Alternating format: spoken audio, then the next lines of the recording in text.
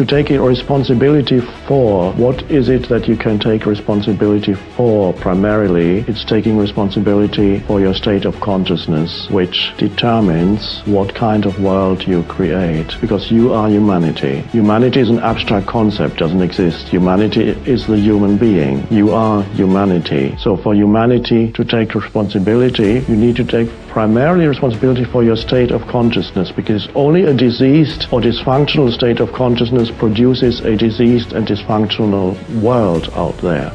Hey, it's Evan Carmichael, and I watch these videos every day because I need them for motivation. Being around successful entrepreneurs every morning helps me believe that I can do great things too. It's like your morning coffee, but for your goals, kickstarting your day with a blast of positivity. So here is a challenge for you. Try watching one video every morning for the next 30 days. And let's find out together if they help you do great things too. If you're in, leave a hashtag BELIEVE in the comments below so I can celebrate with you. So today, let's get some incredible motivation from the one and only Eckhart Tolle. Believe. By world, I mean the human-made world that has been imposed on what's already there, the planet, which is potentially, of course, a paradise. The planet, pristine, unbelievable jewel, a being of great intelligence. We are not separate from it. But the being is going through a transitional process, and every transitional process is critical. It may or may not work, in which case the being will go some other way. But your state of consciousness determines what kind of world you create, what kind of action you take, and what consequences your actions have. So here, this is why my main work is to address the cause of dysfunction, which lies in the human mind. The dysfunction of the human mind, or as it is sometimes called in Zen, the sickness of the human mind. So, as I see it, and I don't think anybody who reads history can doubt it, there is a deep-seated dysfunction in humans, has been there for thousands of years. And if there's no shift in that, then the dysfunction will destroy us. It probably won't destroy the planet, because the planet has enormous resources, but it will take a while for the planet to recover. All you have to do then is primarily take responsibility for your state of consciousness now.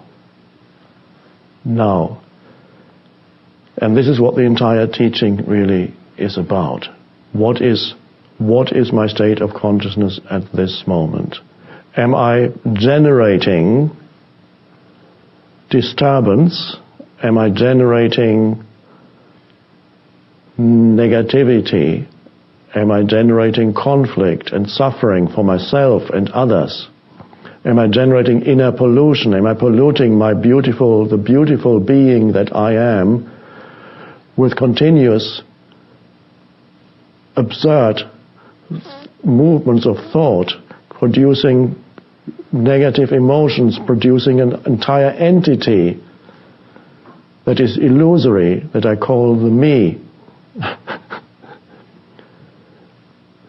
So, to take responsibility, there needs to be just, of course, an awakening where you can say, okay, I will take responsibility now. Some people don't know that there is even the possibility of taking responsibility. That's why you are so important. Anybody who realizes it, you are the beginning of the transformed world. Whereas true meditation, is not a doing, but it's the realization of being. And there's no time in being.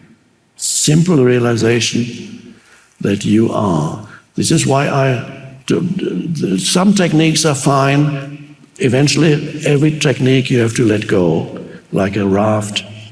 Buddhism has the image of the analogy or the story of a raft that you use to cross a river.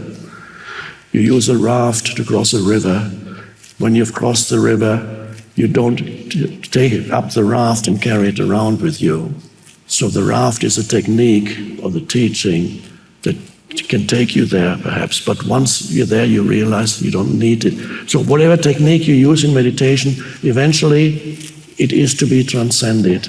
Or you can transcend it right now without any technique. This is why I don't call this a meditation, because again, I love meditation, but there's another possibility, and that is any given moment to invite this awareness into your life, this dimension, to see there is a possibility of awakening, simply realizing that you are in this moment, and so that awareness of awareness, the realization of being.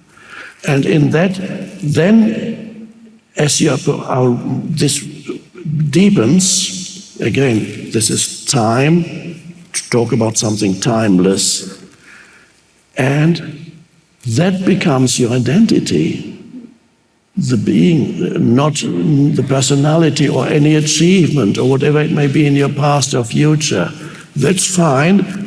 You manipulate, you hold, you handle your life consciously. It will actually improve when you are rooted in the unconditioned consciousness, because that's what it is.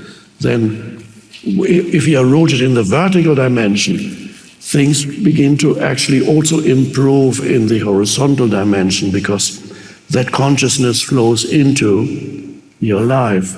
Not that it ever becomes totally free of challenges. The challenges continue, but the challenges will then only take you deeper instead of making you more unconscious, which is what they often do for many humans.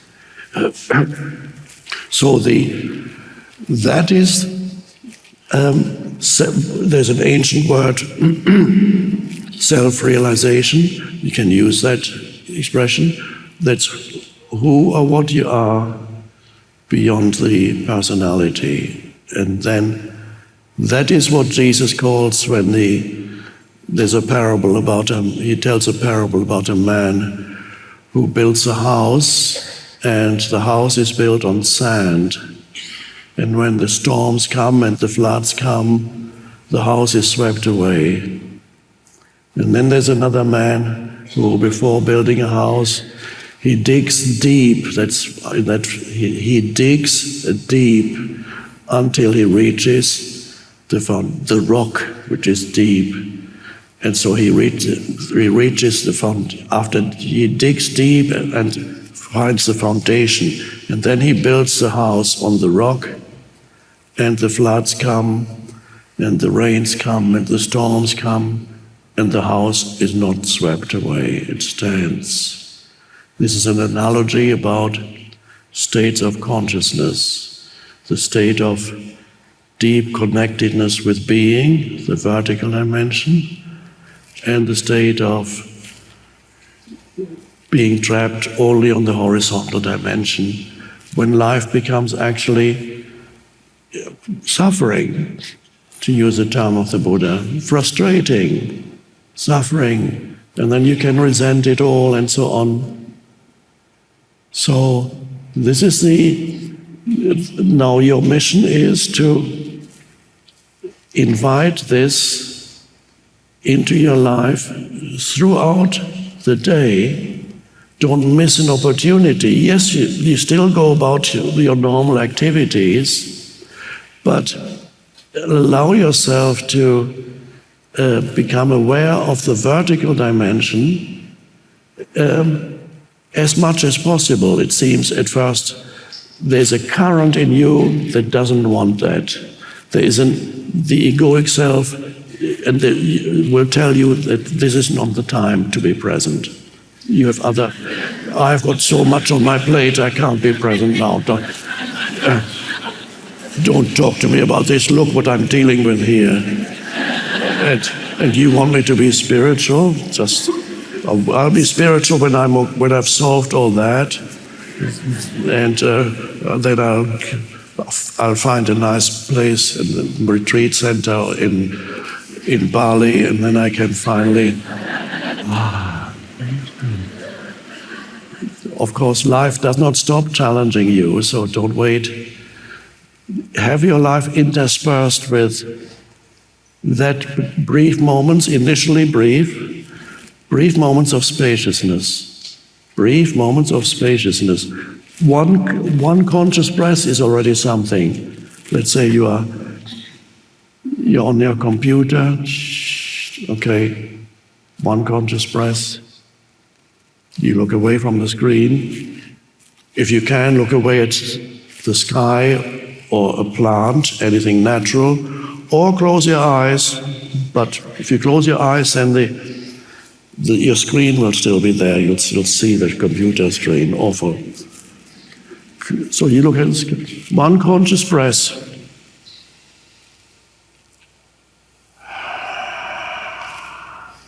A little bit of spaciousness has opened up. And during that time period, which if you measure it in time, it would be like maybe 10 seconds, whatever. But that is a little bit of spacious consciousness you have suddenly experienced. And you might even want to take a second conscious breath. Follow the breath with your attention. And maybe even a third. Although your mind says, I don't have time for this. But it's only 1 minute. So don't believe every thought that comes in and says, I have to deal with this first. No, I have to do this first. That's another parable in the Gospels where you're invited to a wedding feast. People get invited to a wedding feast, and everyone says, let me do this first. First I need to sell my cattle. No, I need to do this first. Let me do this first. There's always something. Don't believe your mind when it says, not now, can't do it now. There's nobody who does not have 1 minute to be aware of their breath. Unless it's an emergency. You have to get to the hospital now, okay. Get into your car. Every time I recommend you close the door and stay just a moment of spaciousness. I suggest half a minute to 1 minute, but don't measure it, just feel it. Okay, I'm going to do 1 minute now. And then you're just internally already trying to get to the end of it. You have to be there. Anytime you're waiting for something, be present. Use, if you cannot just be present, that this ability may arise a little bit later, when you can just decide, so to speak, not the right word, to just be free of thinking, but just be aware. So that comes a little bit later, just the ability to just have that space. Somebody asked me some years ago, what's your greatest achievement in life? And I said, well, my greatest achievement is I don't think when I don't have to think or don't want to think. I don't need to think. That's my greatest achievement. But it's not really an achievement, is it? It wouldn't get me a job. I'm applying for a job in my what do you call it, CV, resume,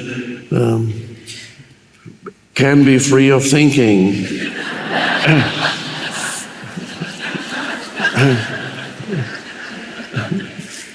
So it's not an achievement. Again, it would be a misperception to call it an achievement, because that discovery, this realization, that dimension of consciousness has already always been there.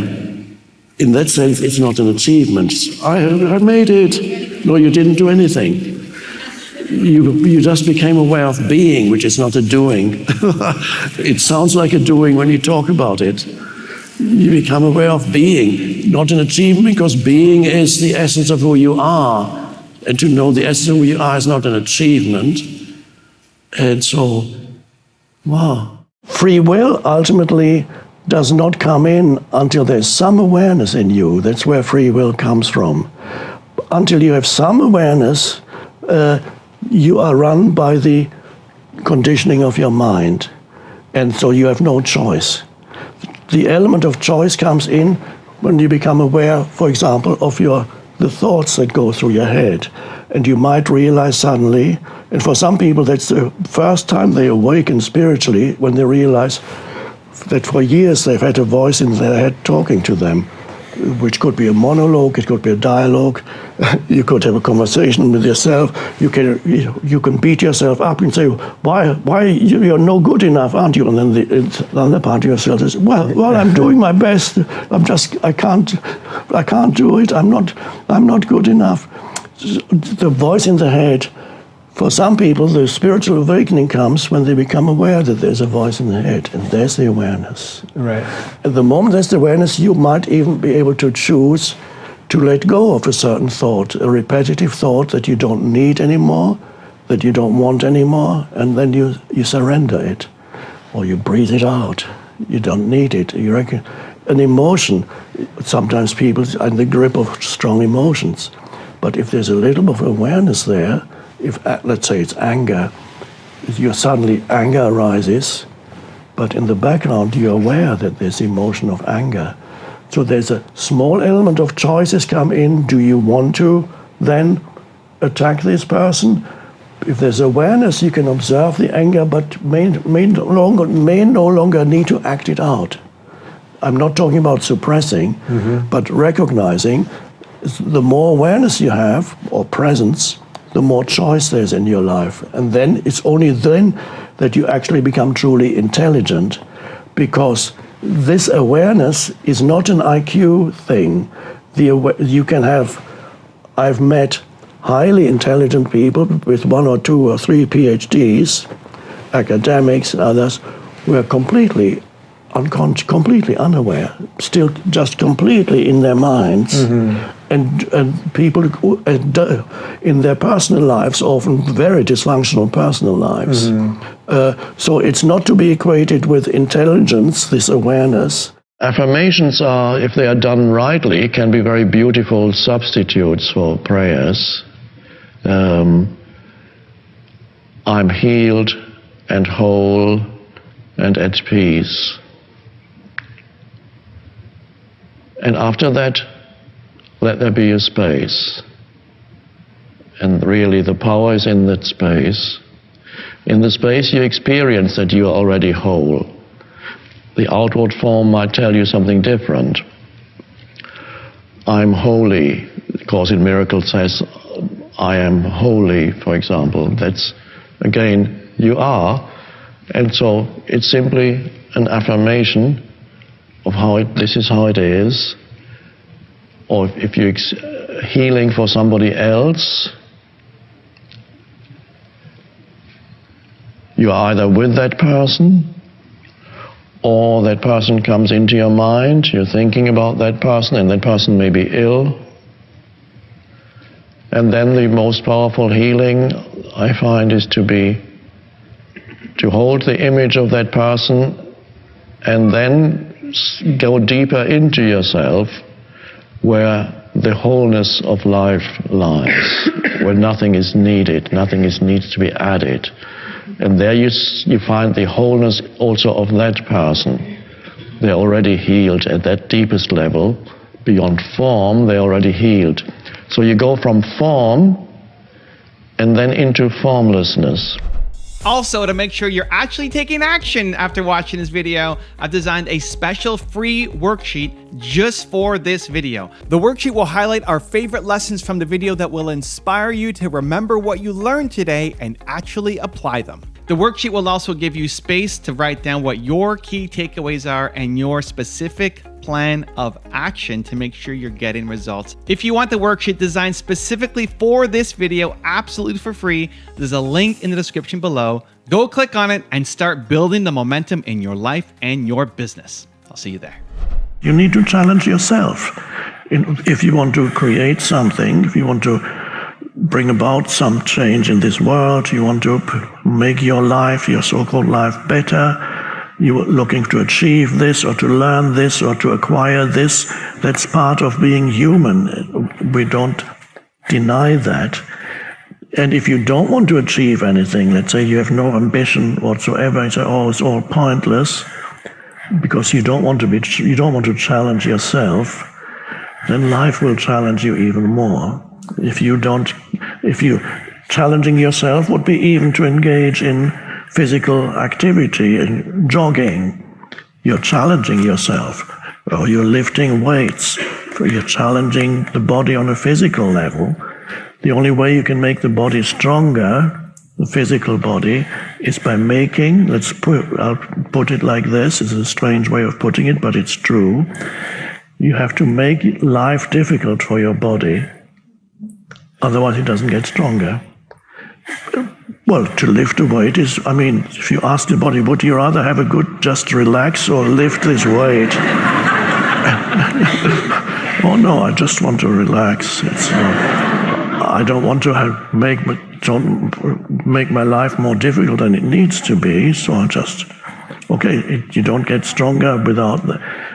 But when you make life difficult for the body, then more energy is demanded and more energy comes flowing in.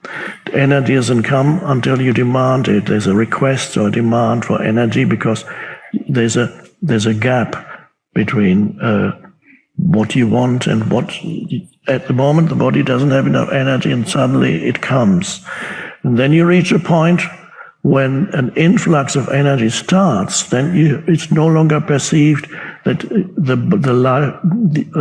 you make life difficult for your body. Once the energy starts flowing, the body enjoys this flow of energy. But before the energy starts flowing, life was difficult for the body.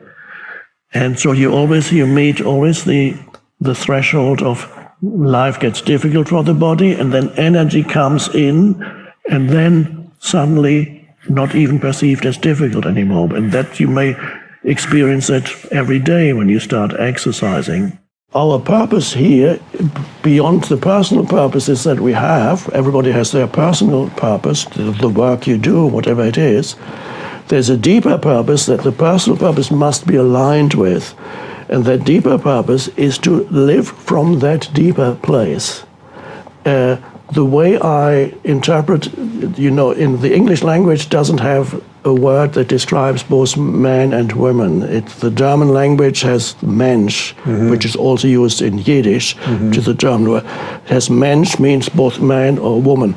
For a long time, I regretted that the English language doesn't have a word for human. You have to say human being. But now I'm happy that I have to say human being, because that describes exactly the two dimensions. The human is a conditioned self. It's a personality, your historical person, which comes from the past, based on past, who you are as a person. That includes your physical body and your psychological self. I call that sometimes your form identity. There's a physical form and there's a psychological form of you. That's the human. And then there's the being. The being is the deeper self that is consciousness, unconditioned. And no human life is fulfilled unless the human has at least some access to this dimension within them. That really is the ultimate purpose, to at least, maybe not complete access, but at least to have glimpses of that which transcends the self, to have glimpses of self-transcendence in your life. No matter how successful you are in this world, if you have never had even a glimpse of self-transcendence, then your life is pretty purposeless, and it's very unlikely that you will be a happy human being. Is the ultimate paradox with all of this that it's almost impossible to hold on to? So even someone that has spent their life trying to attain that state, that to function as a human, maybe not as a human being, but just as a human, it would be almost impossible to constantly be in that state, in a world that doesn't exist in that state. Yes, not constantly, but it is possible to to not just have that when you are perhaps, let's say, engaged in spiritual practice, or you're meditating, or when you're out in nature and some happy moments out in nature. It is our task to, as much as possible, incorporate that deeper level of consciousness into our daily life. Even if we don't succeed all the time, that's fine. That's part of the practice. So one could say then, our purpose in our daily life, beyond the personal purpose, which is also important, because we need to honor who we are as a person too, and we need to honor our identity as a person, because no doubtedly that exists. And whatever it is that makes up your identity, whether it's mostly of personal kind, whether you identify with a certain collective around you, it could be your religion, whatever it might be, or the culture that you grow up in, that has its place. That's nothing wrong with it. But if that is all you know about yourself, that's very limiting. So you honor it, but there's more to you than that. And that's why the ancient Greeks said, starting from Pythagoras, 500 BC, know thyself. Perhaps the most important dictum in ancient Greek philosophy, which was carved on the walls of the temple of Apollo at Delphi, know thyself. Very deep saying, know who you are in your essence. So because you have the form identity, which is a personality, the form, and you have, as I call it, an essence identity. And so to know yourself as this essence is called in Indian, in some Indian spiritual philosophy, is called self-realization. The usual mistake or dysfunctional way of living, unconscious way, is, as I've mentioned before, is devaluing the present moment and overvaluing the next moment. Ego lives always with reference to past and future. We mentally are always somewhere else, instead of giving fullest attention to this, because this is the most valuable moment. Why? Because it's the only one, the present moment. Give your fullest attention to this moment, because it's not true that the next moment is more significant, because it never comes. So there is a way of being totally present in the planning for the future. It's all little things. And even whoever, if you're the Pope or the president of a huge corporation or the president of a country, it's still the same. The present moment in its richness that is usually overlooked because you're looking for something more significant. It's fine to achieve things, especially if they are beneficial, but for humanity and the totality on the planet, it's lovely to have that, but even that doesn't make up your identity. The more you honor the small things, the more likely it is that you'll experience more good things in the so-called future, because you have such a good relationship with the present. Gratitude is an underlying state of consciousness, which is giving your fullest attention and honoring what is. The power to manifest is in experiencing the fullness of the present moment, the undifferentiated fullness.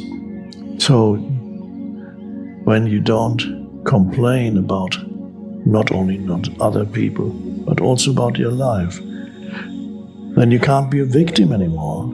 I is the light of consciousness in which these feelings are being experienced right now. The victim is a huge prison.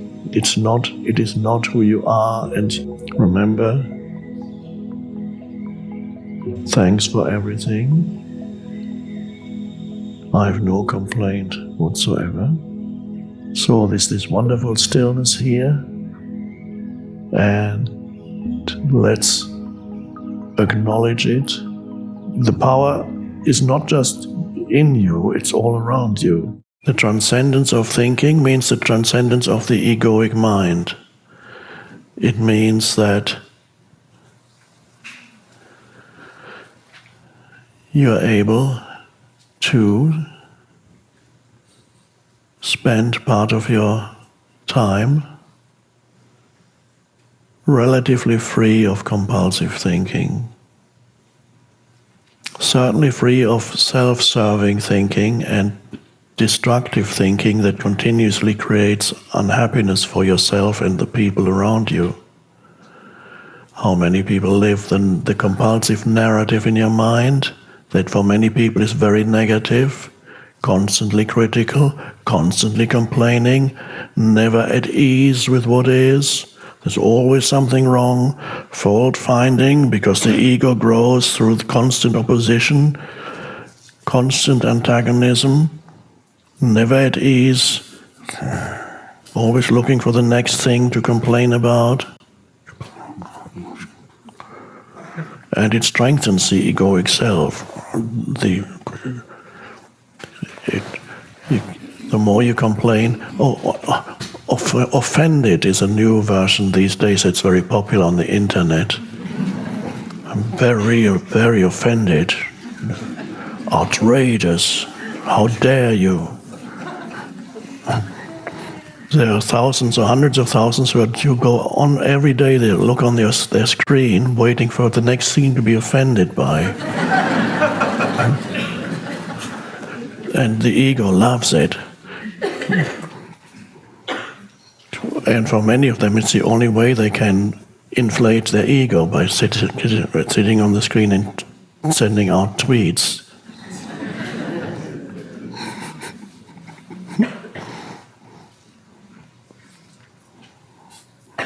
The transcendence of thinking is not any kind of regressive movement.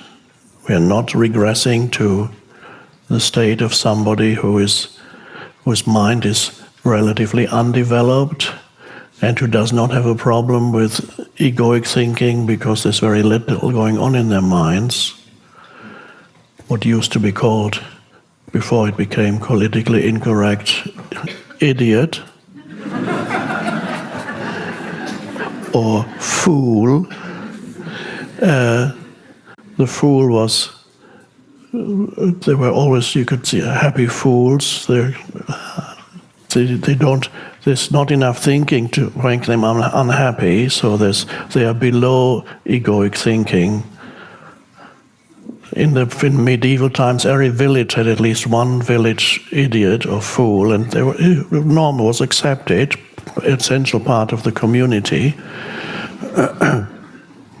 And even the royal courts had a fool, a very important figure, although that figure probably was just pretending to be a fool, and that was one of the most, sometimes very influential position in the royal court, but also one of the most dangerous jobs you could have, because you could lose your head at any moment.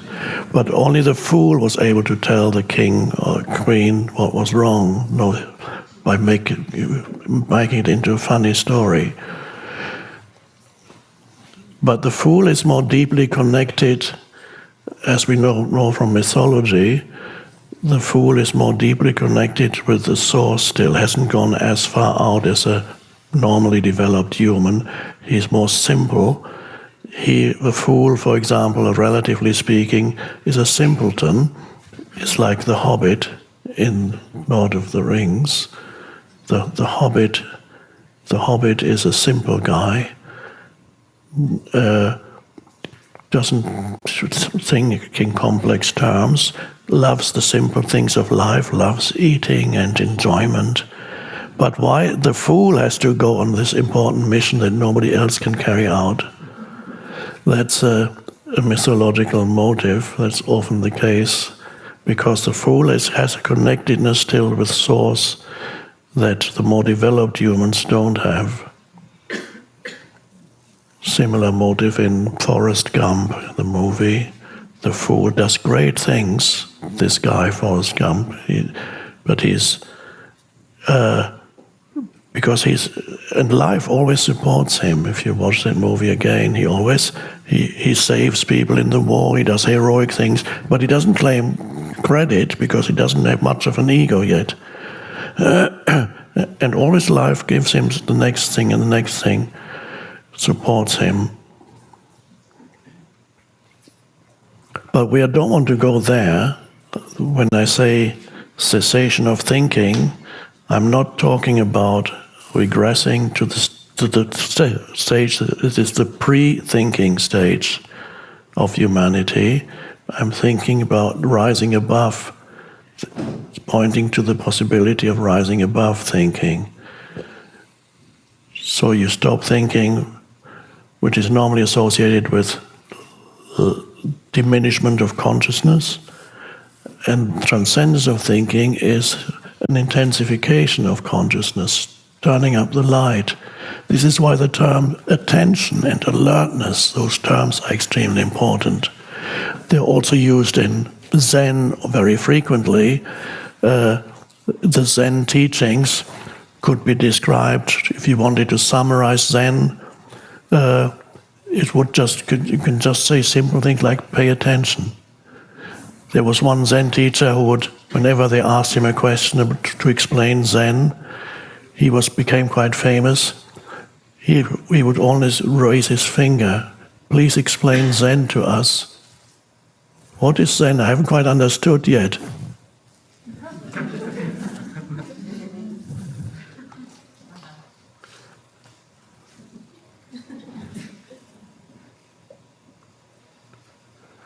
He was calling people to attention. Now, this attention, there's a state of attention that sometimes people experience when they're engaged in dangerous activity. You can climb a mountain. Do you think you're doing much thinking when you're hanging on this wall? No, you can't. You have to be absolutely present. In that moment, you have transcended thinking, and the situation is forcing you into complete presence, this highest degree of alertness. Without it, you slip and you're gone. And so this high degree of alertness, however, has no tension in it. In the case of somebody practicing dangerous sport, yes, there is physical tension, but the state itself has no tension in it, and you do not need to engage in a dangerous activity in order to enter that state. We are entering it here because even as I talk about it, I hope, well, I don't really hope anything, but I trust that as I speak about it, simultaneously to listening to it, you can verify in yourself this state of attention, which is a state of very high alertness, but there's no tension in it. It's not the alertness that sometimes goes with fear, and you go, but this not, that's really a contraction of the entire body. It's not really alertness. So that's not it. It's a relaxed alertness. There's both yin and yang in it, coming together, and it's that. I also mentioned the other day, when you first look at something for the first few seconds, a new vista, a new landscape, you enter a room, or you step out of a room into the open, or whatever it is, or suddenly something new comes into your into your perceptual field. In the first 2 or 3 seconds, you don't know what it is. You have to first take it in. There's a moment of alert presence. But usually you're only aware of the sense perception. You're not aware of the background of the alert presence itself. But you can be aware of the alert presence itself as you take it in. And that's the key. So you're not just alertly present, you're aware of the field of alert presence in yourself, so to speak, as yourself. And the awareness of it and it are the same thing.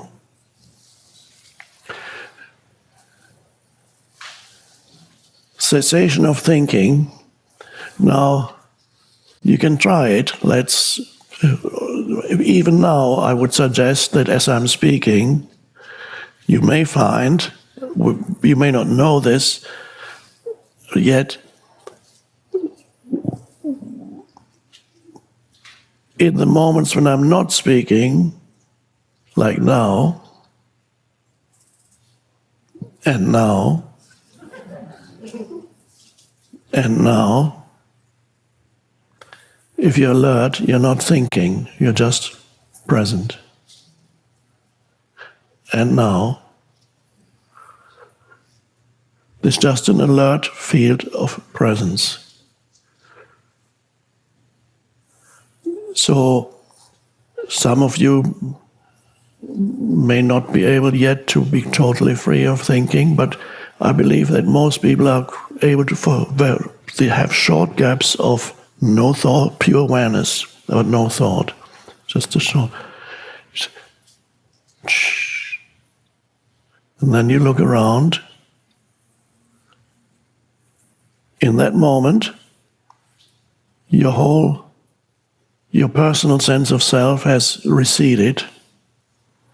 In a moment of pure presence, which is just this, you have no memories and you have no expectations for future, because you have no thought. But you haven't fallen asleep, you're very awake. In that moment, you're not a person anymore. What are you? Just a field of consciousness, conscious presence. Something has emerged from within you and has taken place of the person.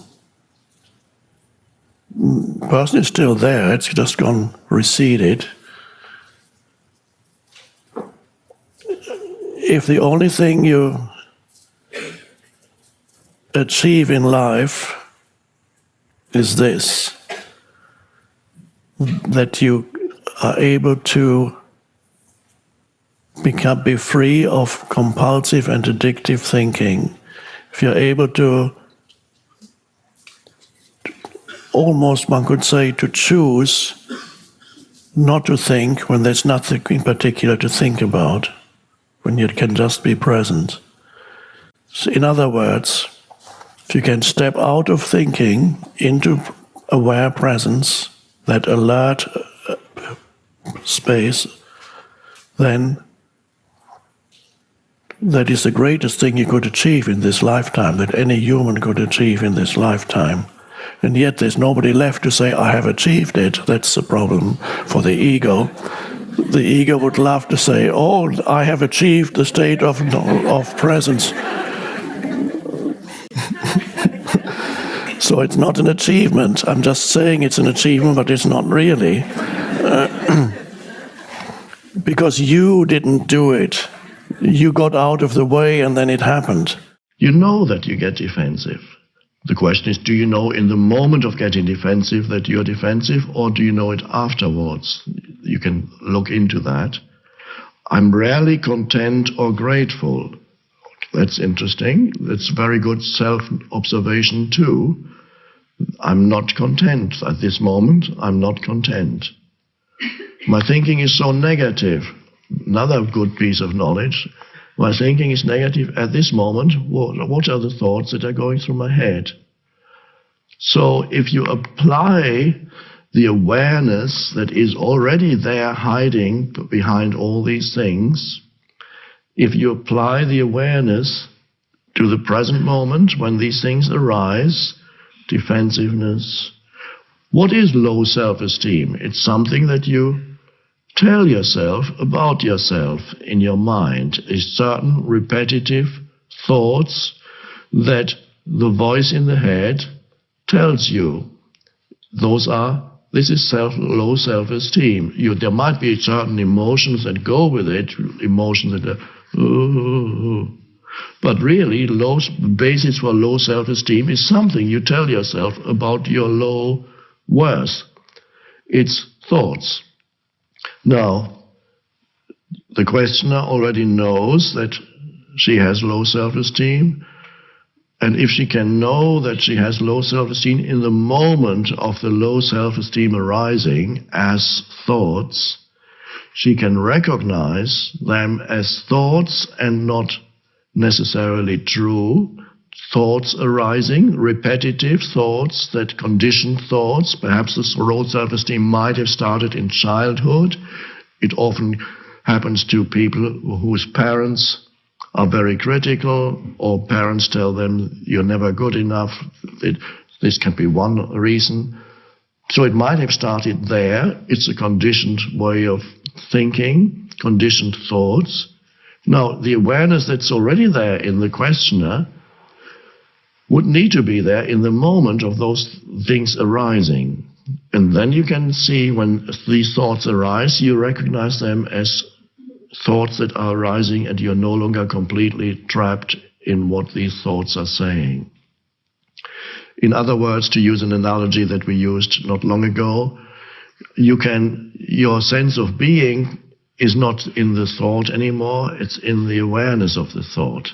In other words, if you look at the sky, the vast sky, daytime, this time, let's look at the daytime sky, the vastness of that, the huge expansiveness of the sky is awareness in this analogy, and clouds that come are thoughts. So when the clouds come, why can I never do anything right? Why are other people more successful than me? Or I'm no good at this. When these thoughts come, instead of being drawn into those clouds, and then the clouds get bigger and bigger, you remain the sky and allow the clouds to pass and then to pass away. And that means you begin to you're no longer feeding conditioned thinking, and you are separating who you are. You're taking your identity out of thinking. Thinking for a while has still a momentum. Old patterns will come again and again, but you're no longer renewing them. You're no longer feeding them by, how do you feed them? By identifying with every thought that comes. There's a self in it. So you separate you are the awareness behind the thought. Same applies to any kind of negative thinking. You recognize it as automatic. It arises and it's a thought. So, but you are the awareness that knows that this is a negative thought pattern. And if that can grow, because it's already there to some extent, if that grows, which means deepens, then those conditioned patterns will diminish. They get transmuted. So, another one point here mentioned, I get defensive easily. Defensive happens very, very quickly in human interactions. The defensiveness can come up so quickly, it's an automatic pattern. And you may only know it afterwards. Oh, that was defensiveness again. And defensiveness is, of course, these are all ego, ways of the ego to protect itself, ego being the mind-made self. Defensiveness will just come up with any lie just to keep its ego identity intact. So it'll come up with anything just to keep, it's automatic. So you can, of course, in Miracles has a lovely saying, which is, whenever you become defensive about anything, know that you have identified with an illusion. You have identified yourself with an illusion. That's interesting. Is that true? Let's say you say that the distance from here to the moon is 300 I think in kilometers it's like 350,000 or so kilometers, and that the light takes just over 1 second to travel from the moon to the Earth. And you know that for a fact. Well, I know that. I haven't verified it myself, but it seems to be true. And somebody else says, no, that's completely untrue. It actually takes 1 minute. It does. Now, this is just a difference of opinion or viewpoint. And of course, you know very well that the other person is wrong. Now, if you say, no, that's not right, is that defensiveness? Well, it depends how you say it. The question is, are you identified with your mind, which has this position, which happens to be true, but are you identified with that mental position? In other words, do you derive your sense of self from thought? If you're identified with, you will get angry and defensive about the other person who is so completely wrong. And you might say things like, well, if you know that person well, you always doubt me. Why do you always doubt me? You never believe what I say, do you? That's called defensiveness, and that's the ego trying to protect itself. And then the Course in Miracles thing applies. Know that when you become defensive about anything, know that you've identified with yourself with an illusion.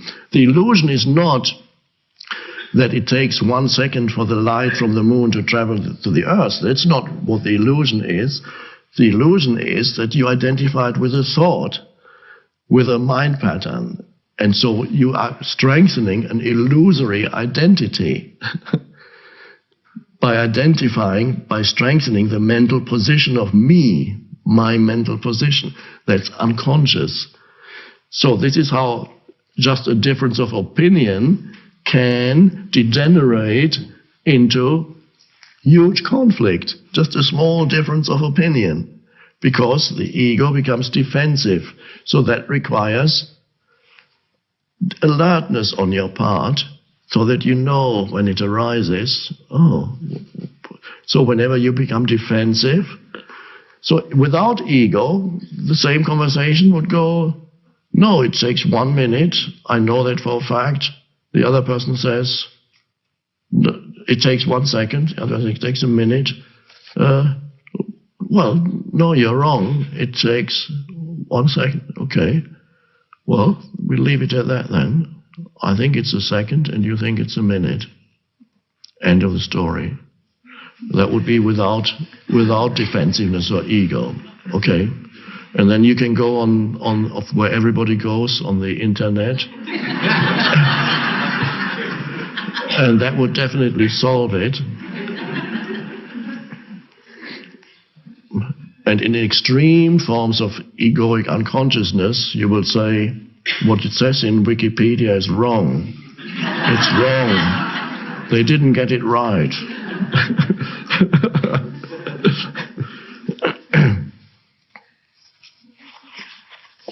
That may bring me to another question. Oh, just to end on this question, the key is your awareness, so that deepens, then all those patterns that you mention will weaken. And there's already a considerable amount of awareness in this person, the questioner. The awareness, of course, isn't the person, but it's deeper than the person. The thing is to apply the awareness to the present moment when things arise, not in some abstract way, I am a defensive person. Will I ever become a person who is not negative? I can't get rid of my negative patterns. I'm so negative. So it doesn't matter. This moment is what matters. So just apply your awareness to this moment. You can't change things into mental constructs. How can I change myself? I don't want to be that kind of a person anymore. Forget it. To this moment. This is where you apply presence. As I sometimes call it, I haven't used that expression in a while, the sword of presence that cuts through time, and you go, psh, and then you apply it to this. You need to realize most humans have this inbuilt dysfunction. They cannot acknowledge the present moment. Unconsciously, they regard the next moment, whether it's a minute from now, or an hour from now, or 2 years from now, always regard it as more important. Whenever you are impatient, trying to get somewhere, waiting for something impatiently, what's the next thing I have to do? And I have to do that. And you're pulled in all kinds of directions. What's now? Oh, now I have to do that and that and that. And there's always the pull towards the next thing. That is, I call that sometimes, you lose yourself in doing. Doing is necessary, obviously, you need to do, but to lose yourself in continuous doing is a serious dysfunction, but it's so normal that nobody realizes it. So what if you lose yourself in the doing, there's always another, and this is how stress arises.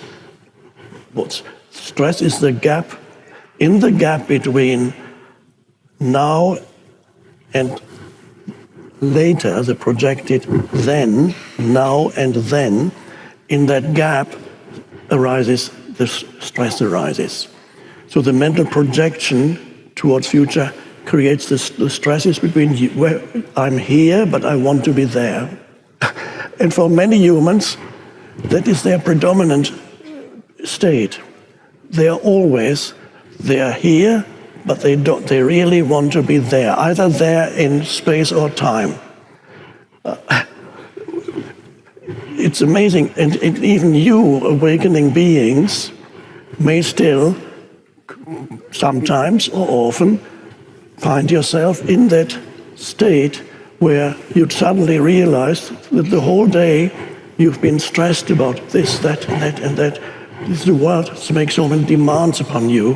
You need to deal with this and this and this, amplified by the gadgets that we now use, which is an amplification of the dysfunction through this. And you lose yourself in the doing. You become completely uncentered and basically lost. There are many, it happens even to children already at an early age these days. And many children are suffering from attention deficit disorder and so on, which means their mind is being pulled always away from the present moment. So lost in doing. Lost in doing really comes back to lost in thinking. Thinking underlies doing. So you're lost in your thoughts about the world. And then you engage in all kinds of activities propelled by thought that now I need to do this, now I need to do that. So the basic condition still for most humans on the planet, so fundamentally, yes, they are lost in doing, they lose themselves in doing, but basically it means they are lost in their mind, in the movement of thought. What now? You identify then, they identify with every thought that arises, and many thoughts are about future or the past. Not that many thoughts are about the present moment. And if they are about the present moment, then it is an interpretation of the present moment that is completely determined and colored by your past conditioning. So, very interesting to observe in oneself this tendency to deny, devalue, disregard, reduce the present moment to a means to an end. It's always a means to an end, but it's never recognized for what it is in itself. And often it is not, it is more than a means to an end. For many humans, this is a very dysfunctional way of being. For many humans, the present moment is actually regarded unconsciously as an obstacle that they need to get beyond. there's a continuous underlying unease.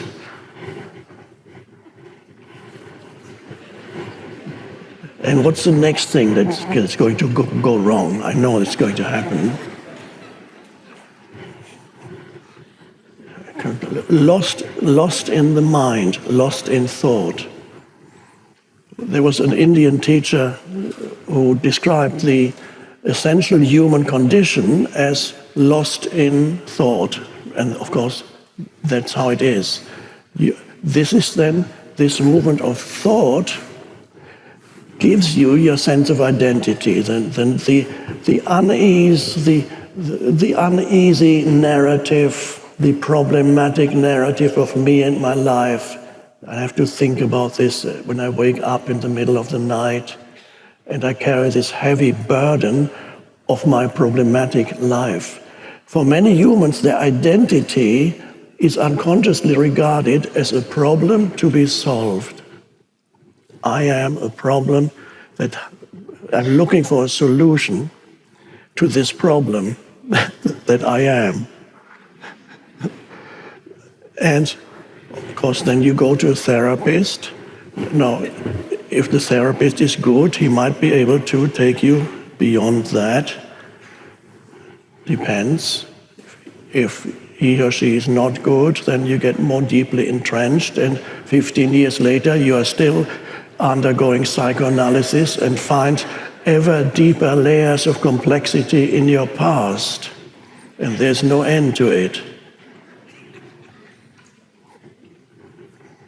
So, the present moment is devalued, not recognized, regarded either as a means to an end or an obstacle.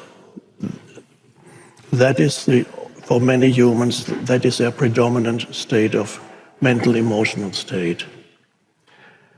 And as I said, their identity is derived from that. So it's the error lies in identification with thought. Now, the question arises, who or what is it that identifies with thought? If I am not the story that I tell myself about who I am, if I am not ultimately that, then who or what am I? And what is it in me that identifies with the story? What is it that creates this sense of identity that exists mostly in a state of unease, or very often discontent, because it cannot acknowledge the present moment. That is the ego, by the way. That's what we call it, the egoic sense of self. There's a very simple spiritual practice to get you to the realization of who or what it is that identifies. I suggest at this moment that observe yourself internally right now to see if there's any lingering emotion in you, perhaps from earlier today, or an hour ago, or yesterday, or the past 2 years, or the past 10 years. Is there any, and can you feel, for example, is there an irritation somewhere? Is there some kind of anxiety? Is there kind of heaviness, a certain heavy mood, a despondent mood, perhaps? Is it lingering there? Is there anger, big thing, some residue of anger from what happened earlier? Is that in you? And then normally humans would say, I am angry. Or they would say, I am anxious, I'm fearful, I am in a bad mood. Now, there's already a delusion when the moment you say, I am angry or I am anxious, that indicates already that you have identified with the emotion of anger or the emotion of sadness or the emotion of fear. You have identified, you equate I with what arises in your field of consciousness. So you say, I'm angry. It would be more correct to say, there is anger in me right now.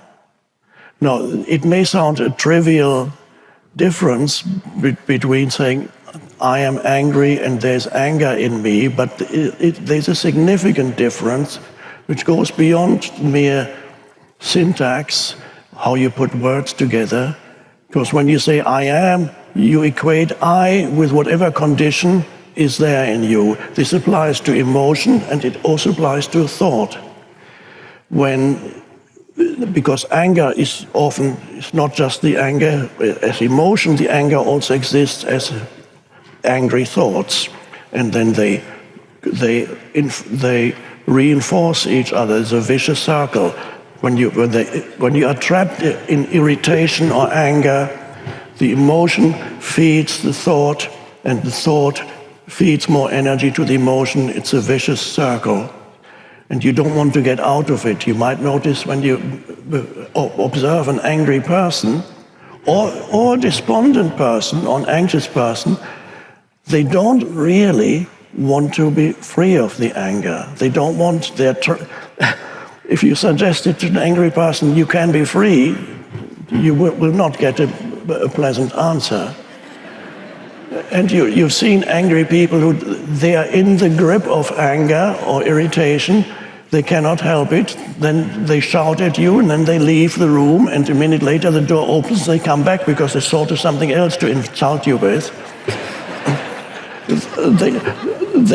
They are in the grip of it. There is complete identification with thought and emotion. They are lost in thought, they are lost in emotion. But who or what is it that is lost? If I'm not the thoughts and the emotion, who or what am I? Okay, I just asked you to just have a look inside yourself and see what it is, if there's anything there that's jarring and doesn't feel good, but it's there. And I'm not saying try to get rid of it, no. Acknowledge the present moment. The present moment is what is, externally or internally. That's what is. But there's a huge difference now. You've already, by recognizing that there is, let's say, irritation, anger, or anxiety in you, an additional element or dimension has come in. And that dimension we could call awareness, or we could call it presence. And the moment awareness comes in, you are no longer completely identified with it. One could say, I sometimes describe it as, let's say, there's the anger, and as your awareness of the anger comes in, there's a little bit of space around it. That's the awareness. The awareness knows that there's anger. The anger may still be there. It may not immediately disappear, but the awareness knows it's there. Or whatever else it may be. The arising of awareness is spiritual awakening. The disidentification that happens when awareness arises, that is the spiritual awakening or the arising of the transcendent dimension of consciousness. Transcendent because it transcends who or what you are as a person. So there's no need to demand that external conditions should be perfect so that you can become still. In fact, it's sometimes the case that it's precisely when external conditions are seemingly unhelpful that can sometimes be a great opportunity to find that true stillness. And especially that is the case when external circumstances have the appearance of actually being a hindrance, something disturbing, something happening that upsets the status quo in your life. And those are great opportunities, because then your motivation for going deeper as you suffer when things happen in your external life that, quote unquote, should not be happening, then you begin to suffer. And as you suffer, the motivation eventually arises of going deeper, of finding the place where there is no suffering. And you could still suffer a little bit on the external level of your life. So sooner or later we find in our life that life does things to us,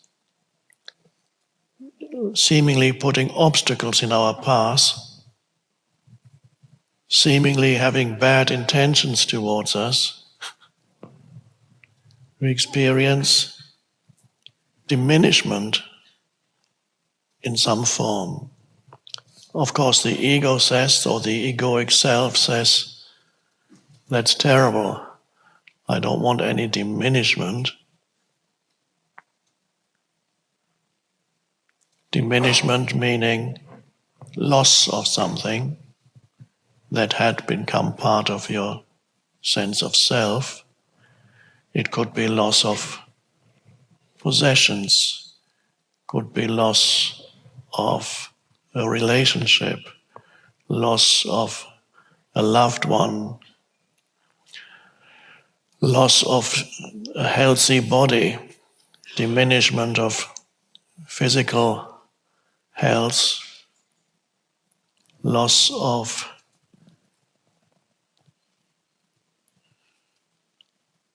your persona, of what other people think of you. One day they tell you that you're the greatest, and the next day they tell you you're awful. Diminishment of whatever kind is abhorrent to the egoic self.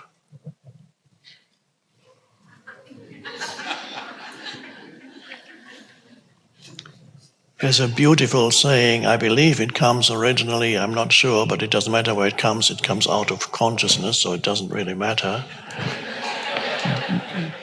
But I believe it comes originally out of Sufism, and that is,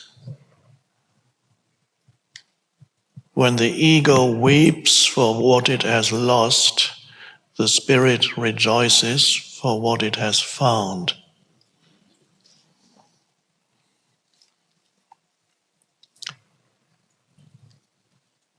And those people who, and there's no human, by the way, who does not experience this in life several times.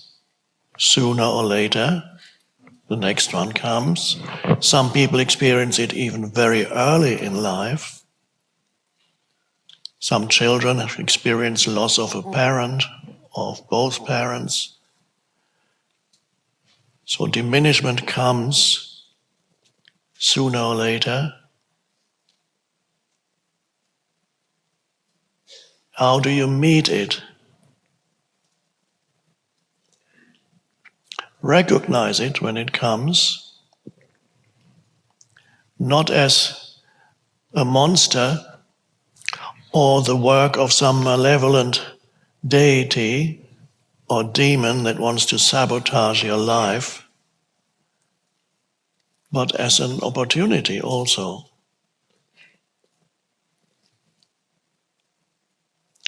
Now, you may not be able to be grateful for it in the moment of it happening. That would be perhaps too much to ask.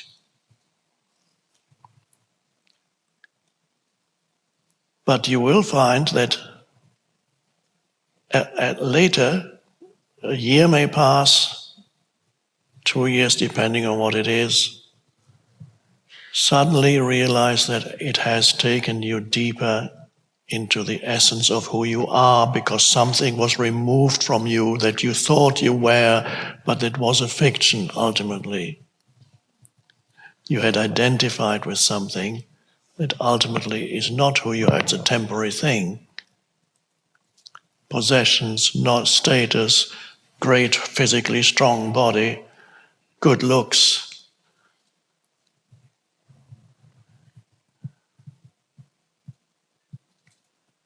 A relationship.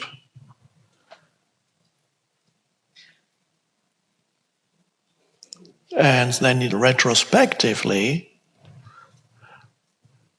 very often you are able to be grateful for the loss, for the diminishment, because it drove you deeper. It brought out the essence of who you are beyond any form. Now, it does not do that to all humans. It's for everybody. Diminishment is only a potential deepening. The possibility is there. And many humans are not able to use it because nobody has told them. The knowledge, this kind of spiritual knowledge, is still very limited. It is not part of mainstream culture. People are dying every day without having any true assistance. People who are approaching death, who are getting old, our mainstream culture still knows nothing. It's just, let's prolong life for as long as possible, even if it's totally pointless and it creates a lot of suffering. Let's just, because we don't know what to do with death.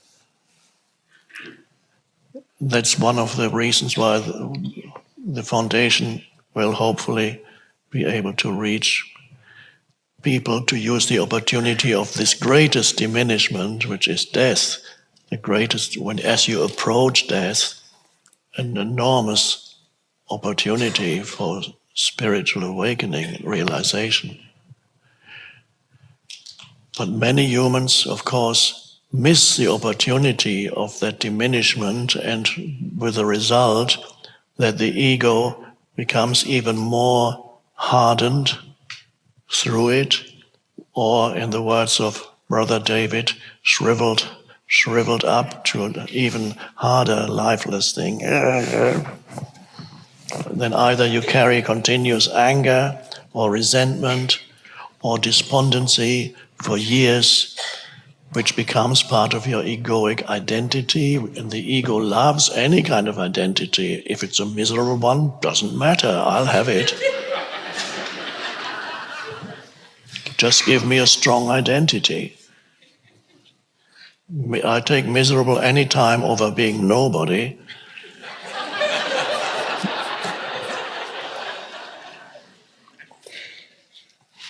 So the opportunity of diminishment is missed.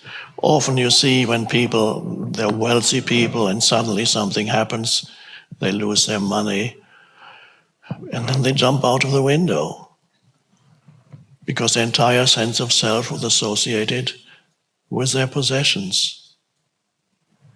There are people who lose their reputation. Or you remember, of course, the case of Mr. Madoff a few years ago, who had this fraudulent scheme, and people lost millions or billions of people who were investing with him on Wall Street. They lost, it was a pyramid, it was a Ponzi scheme, I think is the word. So he was deceiving all these people, and they lost all their money, and he had accumulated billions, and then finally it all collapsed. Now he's in prison, and his sons couldn't take it. One of his sons, apparently the sons didn't know what was going on. I don't know if that's true, but they were also working in his firm in his company. I believe one died of cancer soon after and the other committed suicide. Would have been a great opportunity if only somebody had told them, you've lost your money, you've lost your reputation, this is a great opportunity.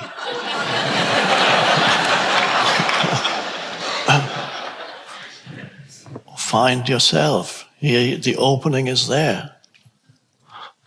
But it's just lack of information. Nobody told them. I hadn't actually thought of this until this moment, because we want to bring the teaching to places where it otherwise would not go or would not reach. And I just thought of Wall Street.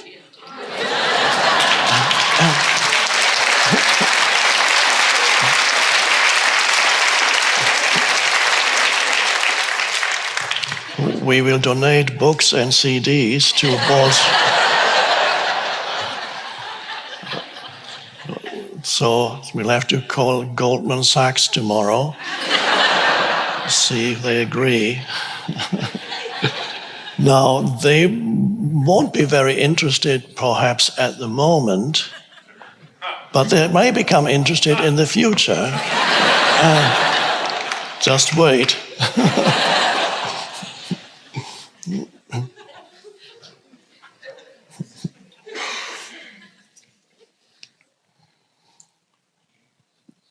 So you have already, I believe, everybody here has already experienced some forms of diminishment, to use that word, through the physical form, the psychological me entity.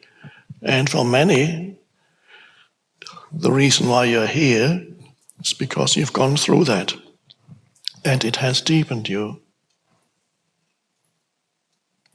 Even the collapse of a relationship. You don't have to be married, but you have a relationship, doesn't go well. It ends. It's a little death. It can be painful. It leaves a little hole in you. It seemingly rips something out of you, and for quite a while you feel it. It's not pleasant. But there too is an opportunity.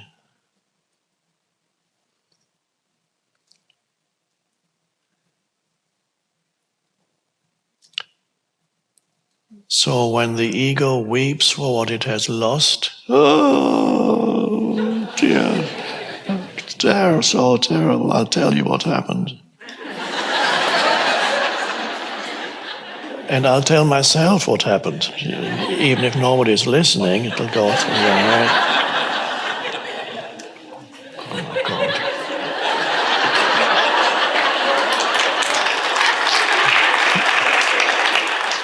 I can't take any more of this. I just can't take it. It's just too much. What's the point of it all? Just completely false.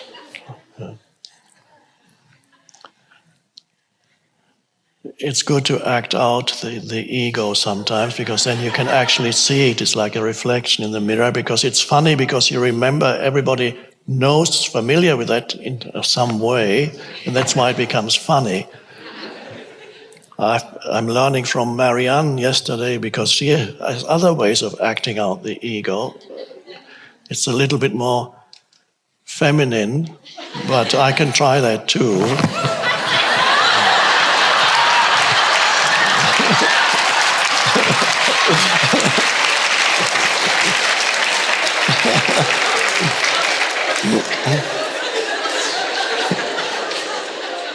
It may look a little weird when I do it, though.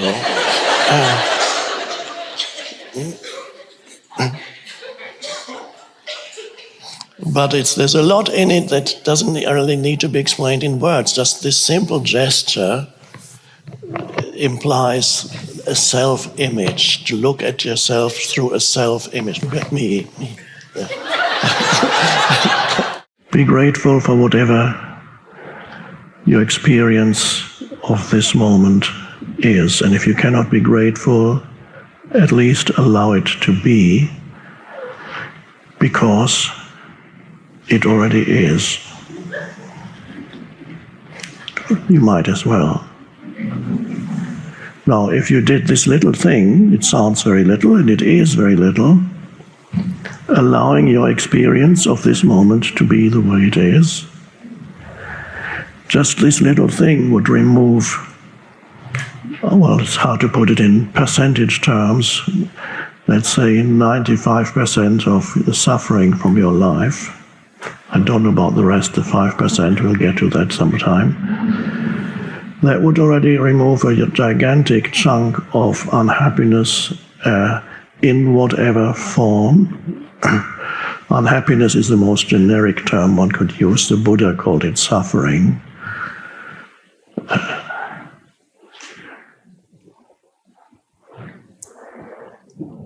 And so for the next 6 months, then that obviously is one of the practices.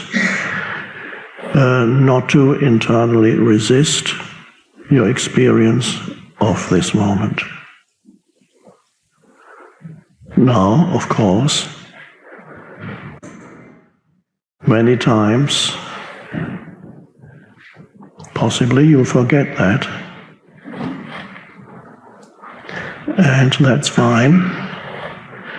The moment you realize that you forgot it, it's there again, and then you can accept the experience of this moment as the unhappiness that is arising in you because you forgot to accept your experience of this moment, and so you feel this unhappiness arising in you, and you say, where does that come from? Oh, I forgot to accept my experience of this moment. And then you accept the unhappiness, and the weird thing with unhappiness is when you completely accept the unhappiness, it cannot survive very long. It cannot actually coexist with acceptance. So the weird thing then arises that you say something like, okay, I'm unhappy, that's okay, I don't mind being unhappy. And then the unhappiness goes, what's going on? That's not supposed to happen. The unhappiness cannot survive for very long with the acceptance, even the acceptance of unhappiness, not indulging in unhappiness, but the acceptance. Now, the acceptance of unhappiness, it presupposes that there's an awareness there that knows that you're unhappy. Now, that might sound like something very natural, but it isn't, because the most unhappy people, and there are still millions, and of course they have reasons for being unhappy, yes. And it's not necessarily the people who you'd think would have the most powerful reasons for being unhappy. It's often those who you would think, well, there are many millions who have it worse than they, but these are more unhappy than those. That's often the case. So the unhappiness is something that when it's recognized as unhappiness and accepted, something happens to it. It begins to dissolve. But the really unhappy people are so identified with the unhappiness, which is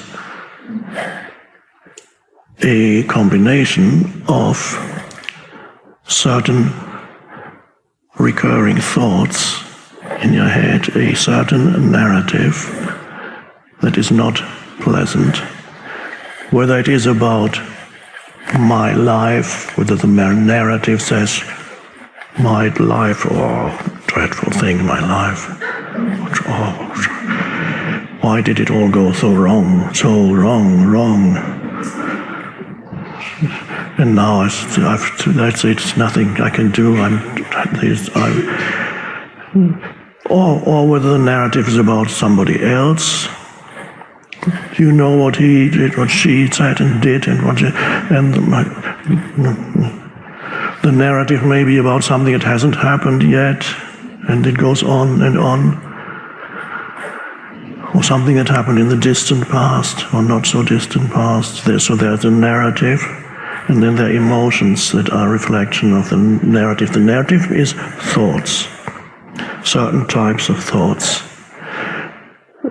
certain thoughts that have a certain frequency. And then that awakens the emotional frequency, because the body thinks the narrative in your mind is reality, that is the reality that you're experiencing. So the body reacts with an emotion. Simple example, at night you can't sleep because you're extremely worried about what's going to happen to you, or somebody close to you, or even the world.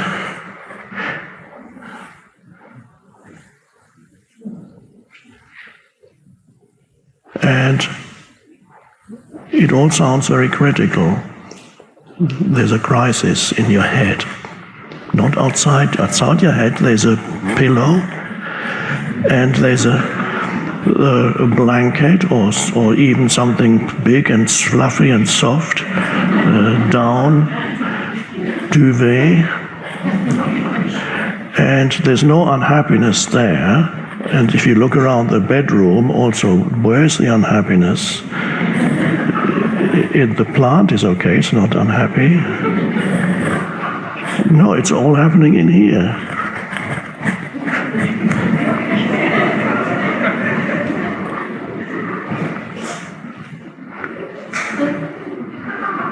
And then the body, since that is the critical reality that you inhabit, there is a crisis in your life. The body doesn't know the difference between what's actually happening and what's happening in your head. What's happening in your head is taken to be the absolute reality. And then you experience the emotion that goes with that kind of narrative. And so there's no awareness. And when you're trapped in that, you don't even really know that you're unhappy, because you are the unhappiness. The unhappiness has become your identity. So when you become the unhappiness, you don't even know that or suffer. Let's use the Buddhist term suffering. When you are in this deep suffering, you don't even know you're suffering, because the suffering is a gigantic, huge chunk, part of your sense of self. You are a suffering entity. And as all therapists know, that once the patient or the client, or whatever they call the people that come to them according to their school, they reach a point where there's a possibility of going beyond the deep-seated patterns, unconscious patterns. And then there's a huge resistance very often, because the person is afraid of losing a very important piece of their identity, and sometimes it's the most important part of their identity. If they have lived with an unhappy sense of self for years and perhaps even decades, they don't want to let go. And again, they don't know that consciously. They never say, I do not want to let go. But if they could say that, then that means there's already some awareness. So lack of awareness, lack of presence, that is the unawakened state that still, unfortunately, millions of humans are trapped in that. But the moment you know, you recognize your inner state, that means there is an awareness, which there is another dimension of consciousness that has emerged in you, through you. A deeper dimension of consciousness that is not the conditioned thinking. So we can call it awareness, we can call it presence, we can call it the unconditioned consciousness. And then the beginning of freedom, or the possibility of freedom arises. And it's from there that you recognize your inner states as they arise. From there that you recognize your unhappiness. You can say, you can feel the unhappiness. But the moment you become aware of suffering or unhappiness in you, you're no longer feeding it with your thoughts. As long as you're not aware, you're feeding it as a vicious circle. You're feeding it with your thoughts, with your narrative. and you're trapped in the vicious circle. Your narrative creates more unhappiness. The unhappiness creates more thought, and you're trapped in that. So for the next 6 months and hopefully beyond, because it's a much more pleasant way to live, you make it your practice to be aware of your inner states, and meaning no matter what situation arises in your life, whether it's little things, big things, difficult situations, difficult people, challenges, problems, because the next 6 months are not going to be free of challenges and problems. So whatever it is, realize that the primary factor in any situation is your inner state, because that determines how you respond. So no matter what it is, your primary responsibility is to be aware of what goes on inside you. And that means whatever arises in your life is actually to be used in your practice, so that you do not become dependent on what's going on externally in your life. So your inner state gradually is no longer determined, perhaps still a little bit, yes, but not completely determined by outer events, people, situations, and so on. Inner freedom arises. That's awakening. How you respond, and that, if you, I have we can use the two words, react, respond. The way I use them is, react means it's a karmically determined reaction. You react out of the conditioning of your mental emotional field. Response implies that you are present and your action is no longer determined by the mental emotional, the conditioning of the person. There is a higher intelligence, one could say, or I call it wisdom, but in other words, there's a higher intelligence that can then operate in your daily life. A higher intelligence, which we could call wisdom. So it's not the conventional intelligence that you can measure in IQ tests. That's a very limited version of intelligence. There's a higher intelligence that comes in through presence, that deals more intelligently with any situation that arises in your life. That's the only possible way of dealing intelligently, is by dealing with the situation through presence. Especially important, of course, in human relationships, because there's so much unconsciousness that happens in the interaction between human beings, between two human beings and larger numbers of human beings, and then groups of collectives of millions of human beings here and another million there and there. Or this, you can see when you look at politics and affairs and so what's happening in the world, there's very little intelligence, the way they deal with things. And you're amazed. How can they be so short-sighted and ultimately have to use a simple word, stupid? But these people have degrees, they have university degrees. How can they be so stupid? Well, they only activated a very limited version of intelligence that you can measure in IQ tests. That's not enough. I'm sorry, I don't want to offend anybody who has a very high IQ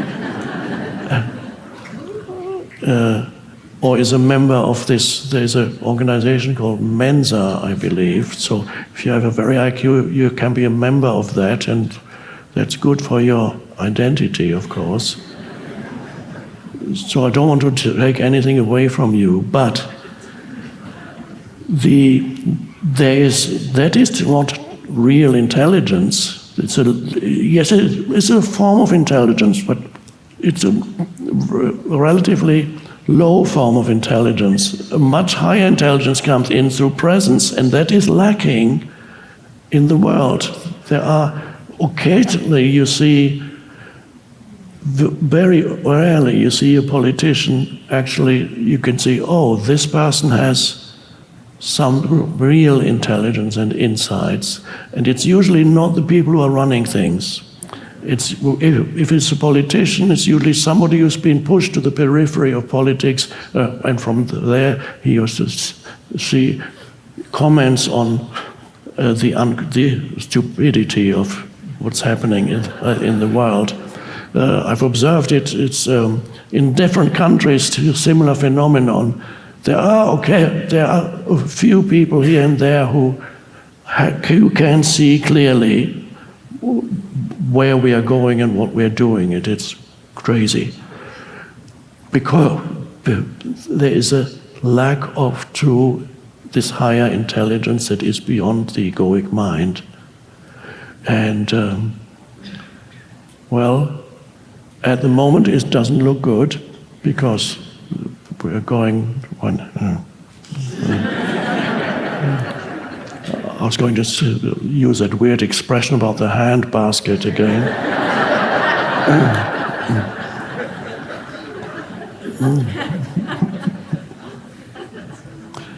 So you can see it.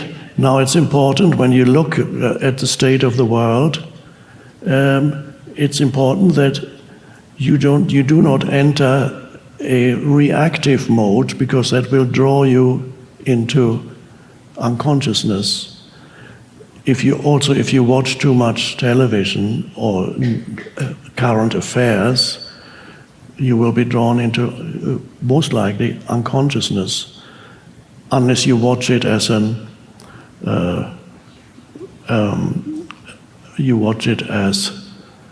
an anthropological study of how misguided humanity can be. So you need to stay present while you look at all this and see what's happening. Question may arise, shouldn't I be doing something to, well, there may be something you can do, bring some sanity into this world, perhaps through saying something, speaking out, pointing out something, not creating enemies. If you see people are deluded in what they say or do, don't make them into enemies and attack them and say, you are totally crazy. No, it may be that what they do maybe and probably is dysfunctional and stupid, or the opinions they hold may be extremely misguided and irrational. So you can address the opinions that they hold, their mental positions, and point out the irrationality and so on, without making the people who hold their opinion into enemies. So don't equate the mental positions that people hold with who they essentially are. You can speak out, maybe you can post something on one of the many platforms that are available, something that is sane rather than insane. But perhaps you can post something that points out the insanity of it all. Some people do that, so that's a good thing. Now, because some people may suddenly see, oh yes, that's true.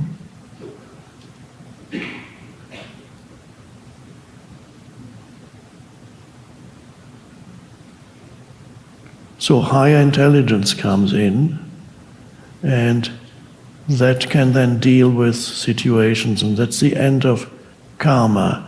What humanity is doing now collectively is karma playing itself out, the movement of unconsciousness.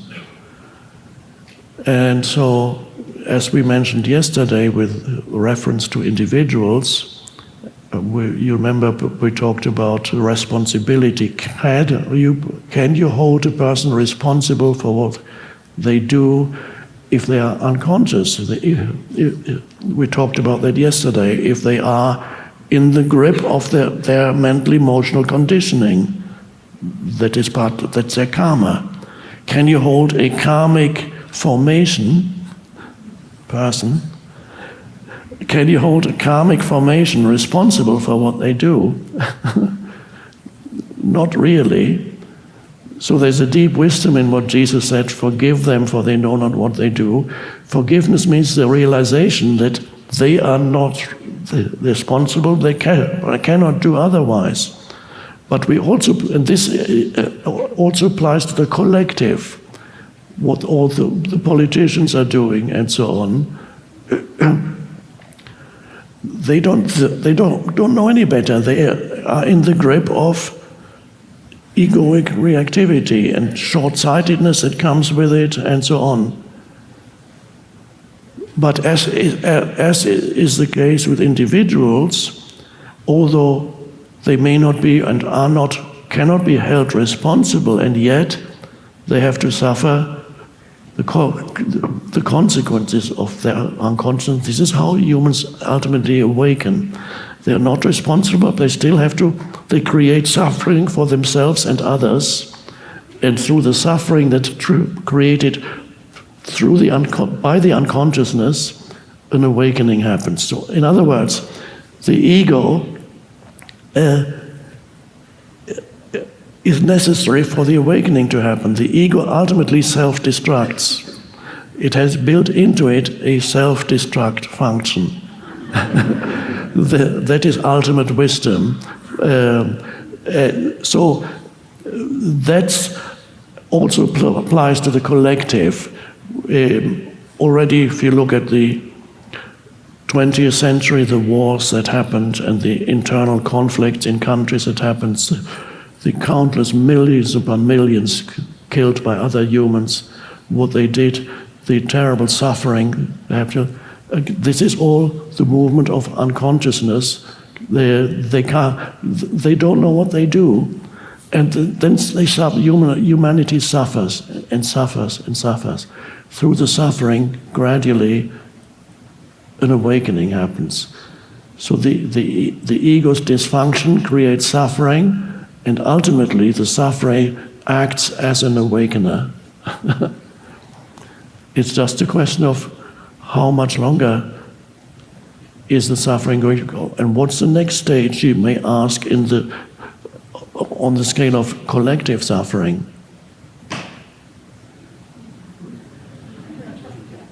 I don't know, but it doesn't look good at the moment. But you are here to represent, to embody the higher intelligence. I mean, hopefully you don't make that into a mental concept.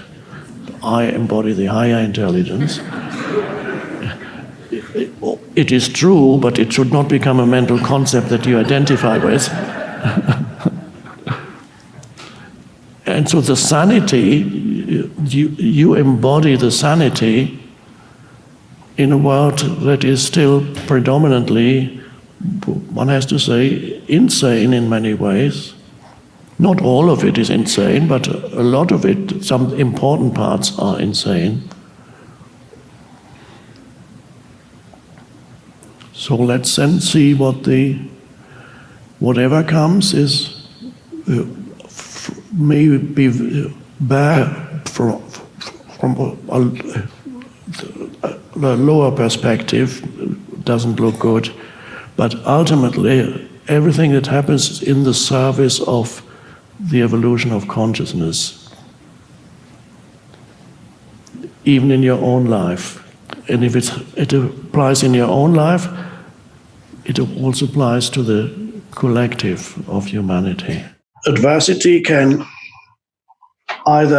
strengthen the ego, or it can gradually, or in some cases suddenly, dissolve the ego, or at least diminish it. So it can go either way.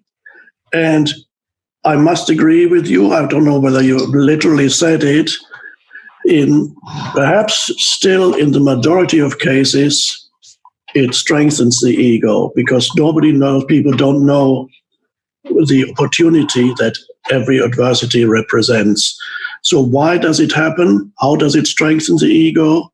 You can see it sometimes with people who are sick, or people who are disabled. Let's say I've met disabled people with physical disabilities, for example, and in some cases they are really angry with the world and bitter because look at what happened to me. They say, I can't move anymore? I've been afflicted with this. What have I done to deserve this? And these are questions that are they're justifiable questions. The question, what have I done to deserve? Why has the world, or whatever they say, God, the world, the universe, or whoever, they've done this to me? Why? And then they become bitter and angry, and the ego becomes more and more rigid and hardened,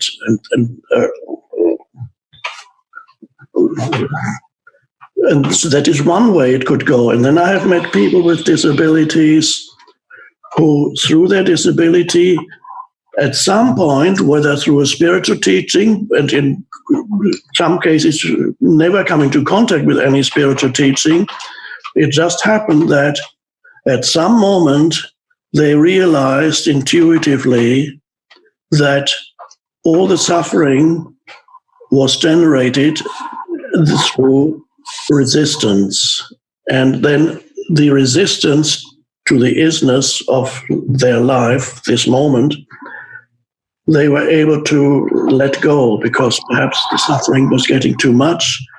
Something happened, something clicked inside, or even if it didn't happen completely, they were able to have moments of inner peace, an inner peace that is not caused by an external condition, an inner peace that seems to be in contradiction to an external condition, so that they would say, how could a person who is suffering this feel so peaceful? And so also that applies to people who are approaching the end of their lifespan because they have some illness and they have been to the doctor, and the doctor says you have 6 months or 1 year, and suddenly something in them opens up, and all that remains is that the person already dies. There's no more future. And all that remains is the present moment and the aware space. So I've had the privilege of working with, when I was still seeing individuals, with 2 or 3 people to whom that happened. And they became luminous beings in the last few weeks or months of their lives, and became just, I couldn't see that there was any person left. There was only a space of conscious presence left. Just wonderful, as if they had just come into this world. So they came, and then they came to me, and then still asking questions, very profound questions, wanting to understand what happened, and it's beautiful. So this can happen. It can happen collectively to people who go through warfare and in countries, or become refugees. They lose everything. And again, it can go either way. Whenever there's any great loss in your life, that again, an opportunity opens up. If you resist, and you resist, the resistance origin. The origin of the resistance is a narrative that forms in your mind. that says something about the situation and about your life and about other people. So the narrative forms in your mind, and the narrative is an unhappy one. And then there's continuous resistance, a non-alignment with the isness of the present moment. Now, one could ask, well, how could somebody who's lost their home, perhaps even lost loved ones, and then they don't know where to go, how could this person be in a state of alignment with the present moment? Isn't that, how can somebody accept the unacceptable? Accept that which in conventional terms would be regarded as unacceptable. How is that possible? But that's precisely it. If you can accept the unacceptable, that is the opening, and then you realize the unacceptable is actually not unacceptable, it is acceptable. And I was homeless for a certain period in my life with not knowing what to live on the next day or the next week. And I had already gone into the state of acceptance, so it was a very pleasant experience, but potentially would have been extremely unpleasant. So not having a home was for me already something that was not experienced as something bad. But I knew I had to take some action eventually to get a home. And so gradually something happened. I don't want to talk too much about that. I also mentioned in the New Earth, I believe, when I was at university, there was the Stephen Hawkins, the physicist who was confined to a wheelchair, who passed away a couple of years ago, whenever it was.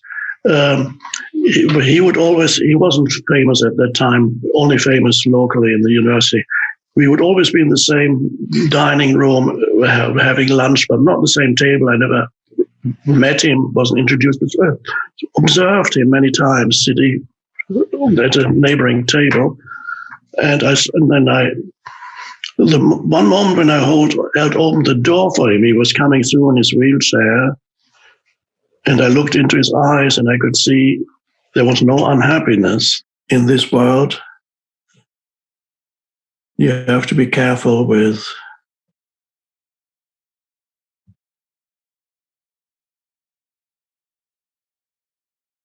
what kind of thoughts you absorb from the collective, because there's so much unhappiness in the collective energy field of humanity. So it's very easy to get drawn into that if you're not careful and participate in the suffering of the collective.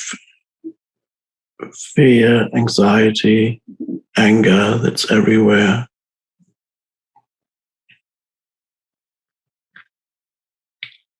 It's also very easy to be affected by certain thoughts that can take over your mind, that come from the collective. Thoughts and thought patterns. Anybody who is not sufficiently present, sufficiently aware, is susceptible to being infected by certain thoughts. The mind, certain thoughts become lodged in your mind. Every thought is an energy formation, like you could say a little entity. The thought gets lodged in your mind and attracts associated thoughts and becomes a bundle of thoughts. And without awareness, you identify with the thoughts, and then you are being possessed by certain thoughts. They may arise from your personal, but very commonly they arise from the collective. In your personal life, you could develop some kind of thought that of an obsessive nature that occupies your mind, and you can't get rid of it. It could be the thought of one directed to one particular person, very, very negative thoughts. Even at the simplest level, some people you can have a melody that you can't get rid of in your mind. You can have a whole day or 2 days and you can't get rid of this thing that's in your mind. It repeats itself again and again. You can have certain assumptions about this world, like they may be totally absurd and irrational, or there may be some truth to it, but only there may be an aspect of the truth. You might think that the most absurd thoughts could be there. You might think that the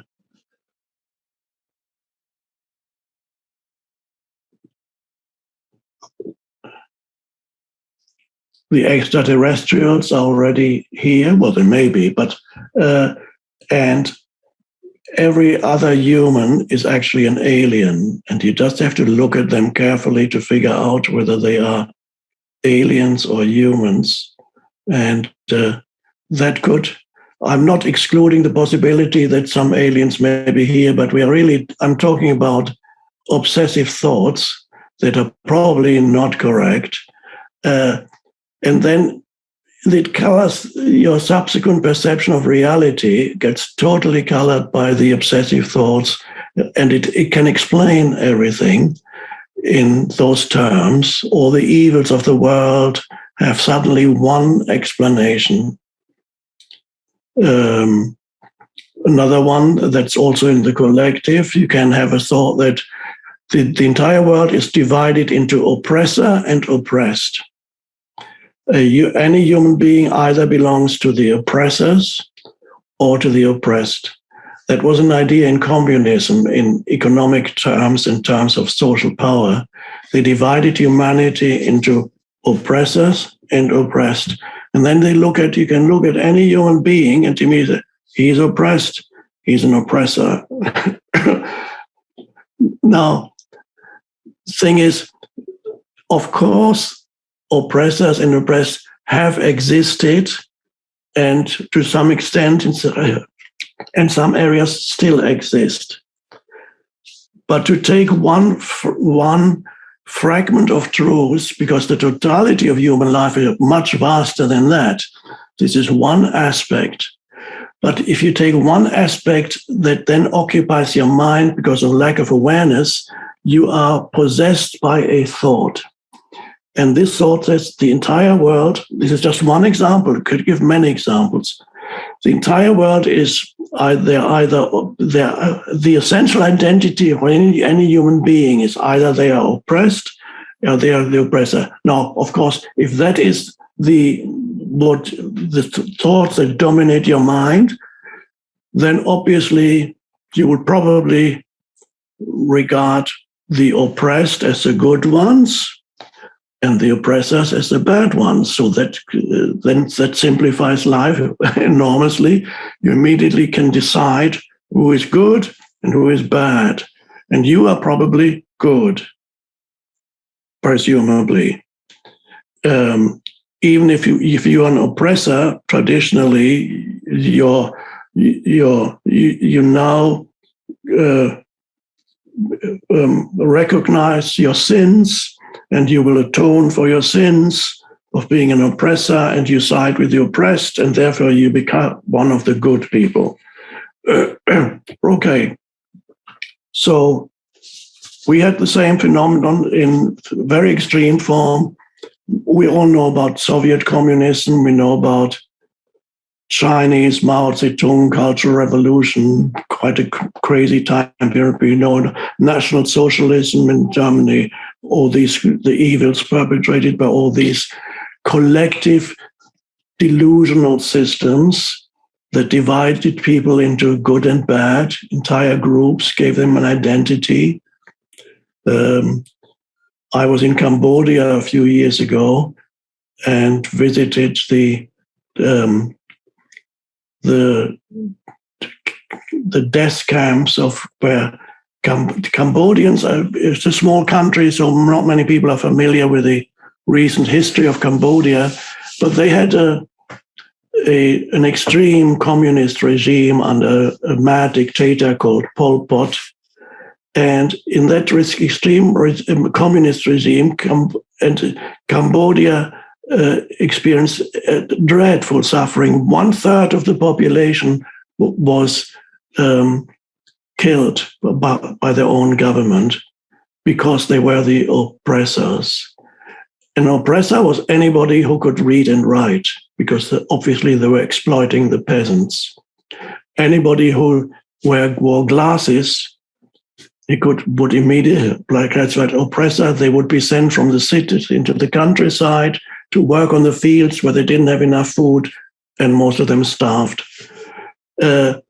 Total lack of humanity, total because of the entire country was dominated by one absurd and obsessive thought that made it impossible for them to relate to any human being as a human being. They relate to him through the conceptualization that thought had created for them.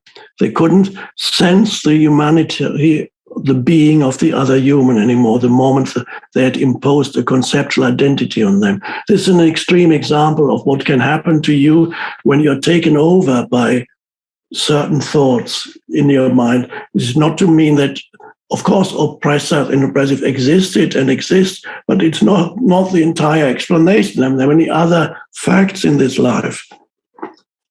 But I'm saying all this because you need to be very alert so that your mind is not taken over by certain thoughts that are not that invade your mind and color your view of reality. And there are certain irrational thoughts that are floating around in the collective at the present time. So it's very easy for you to absorb some of them, and being possessed by certain thoughts that maybe it's so irrational that it's unbelievable. But I'm not giving any examples, but you have to find it out for yourself. With awareness you can. And be very careful with observing your mind. Be there as the witness of your mind so that you don't get taken over by certain thoughts, that your mind does not get taken over by certain thoughts. And then you cannot perceive reality anymore as it is. Everything is colored by the veil of irrational thinking. So nowadays, these things can spread very quickly and easily, these irrational things. In the past, they were confined to either one country or one area in a particular country. But nowadays, certain irrational thoughts can go through the entire world, through the technology we have, and can quickly affect millions of humans all over the world. So in the past, you had it, as I said, limited. Let's say the hunt for witches in the past are totally absurd and irrational. It's a mental disease that affected certain countries or areas in certain countries. And this mental disease then So there were some places in Europe, there were villages and towns in Europe in the Middle Ages during that time of collective insanity. There were almost no women left in some villages and towns at that time, because they had all been burnt or drowned because they were called as witches. Absolute insanity. So don't underestimate how insane humans can become. The only antidote that you have against that is awareness, so that your mind does not get affected by a mental virus. The awareness is aware of what your mind is doing, so that your mind does not get occupied by one particular way of thinking, which is probably irrational. Anything that's one-sided, that does not see the totality of a situation, like oppressor and oppressed, if you don't see the many factors that make up a human being's identity, so be very careful with what you consume in the media. The media that brings the news to you. Be very careful with what you consume, so that you do not take on, without knowing it unquestioningly, certain ways of looking at the world. Realize that you're being how manipulative most of the mainstream media has become. So you need to watch that. If you watch it knowing how you're being manipulated, and the people themselves are being manipulated too. So they are in the grip of unconsciousness, and they want to draw others into unconsciousness. So they're not the evil ones. They just don't know any better. When things go wrong, that's a moment of becoming more conscious. It's even the smallest things. If you don't react out of the conditioning, the mental emotional conditioning, but be the awareness, and then, and you observe. If emotions arise, you are there, and you can say, there's the anxiety again. And then you know that there's anxiety without calling it anything. That is a huge difference, to know that anxiety is in you, anger is in you right now, for example, or anxiety, whatever else it may be, or some mood that suddenly gets a hold of you, and then you're suddenly in a bad mood. Don't talk to me, don't you? I'm grumpy. Well, to say I'm grumpy is already a little bit step forward, because at least you know that you're grumpy. If you're totally unconscious, the grumpiness is you, and you don't even know that you're grumpy. To say, don't talk to me, I'm grumpy, that already means there's a little bit of awareness there. It's great. So there's a huge difference between saying, I'm angry, and slight difference, I feel angry, or there's anger in me. I feel that there's anger in me. I feel angry. There's somewhat a difference between I am angry, because then you equate identity with the emotion. So it's not I am angry, that's a huge, you've fallen into a huge trap. If you equate emotion with your identity, or if you equate a thought with your identity, or a story in your mind, you equate that with your identity, or an opinion which is thought. The world is full of people who don't know the difference between their opinion and their identity. Their opinion becomes their identity. And then they have lots of fights with other people, because they are totally confused about who they are. They derive their identity from a set of opinions. Politics, for example. It doesn't mean you cannot have opinions. Everybody has opinions. But where does your sense of identity come from? Does it come from the opinions, or do you realize that you have certain opinions which may be valid or not? You're on a human level, you have opinions or viewpoints or perspective, mental positions, you have them, they are there. But do these give you your sense of self? Or if they do, then you're continuously arguing with other people, making other people into enemies, because when you contradict somebody who equates opinion with identity, unconsciously they believe that you are attacking their very self, because there's a confusion about who they are. They don't know who they are. So you attack the opinion of somebody who's totally identified with their opinion, and you become their mortal enemy. They might even try to kill you up in an extreme form of unconsciousness. The Tao, or consciousness in its pure form, is pure no form before it becomes something, before it becomes a thought or words.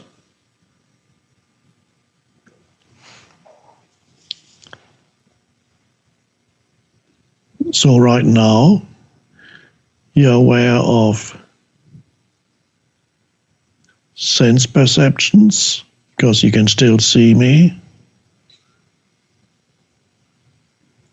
You're aware of the words, but more importantly, you are aware that you are aware. You know yourself as this aware presence, space.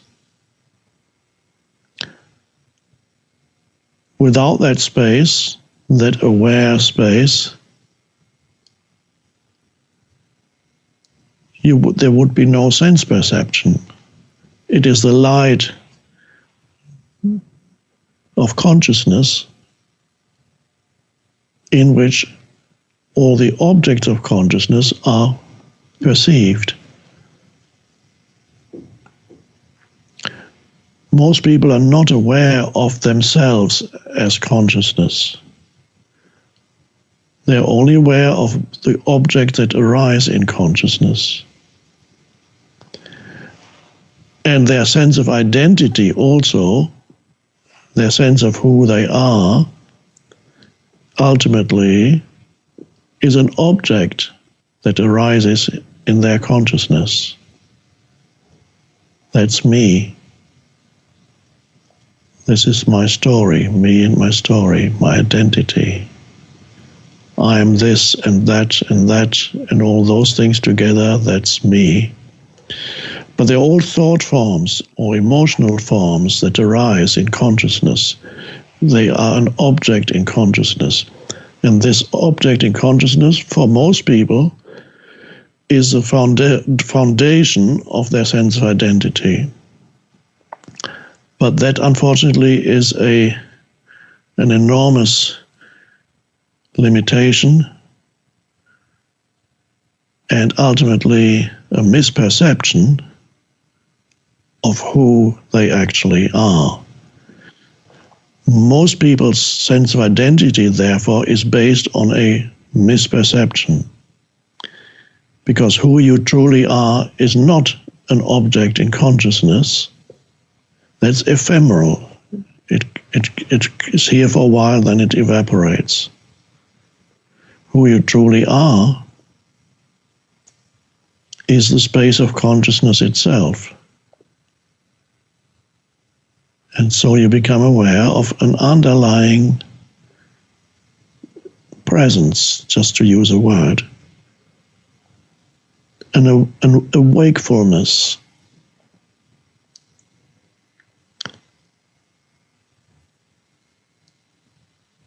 A certain alertness, a stillness, but not a stillness that is asleep, an alert stillness.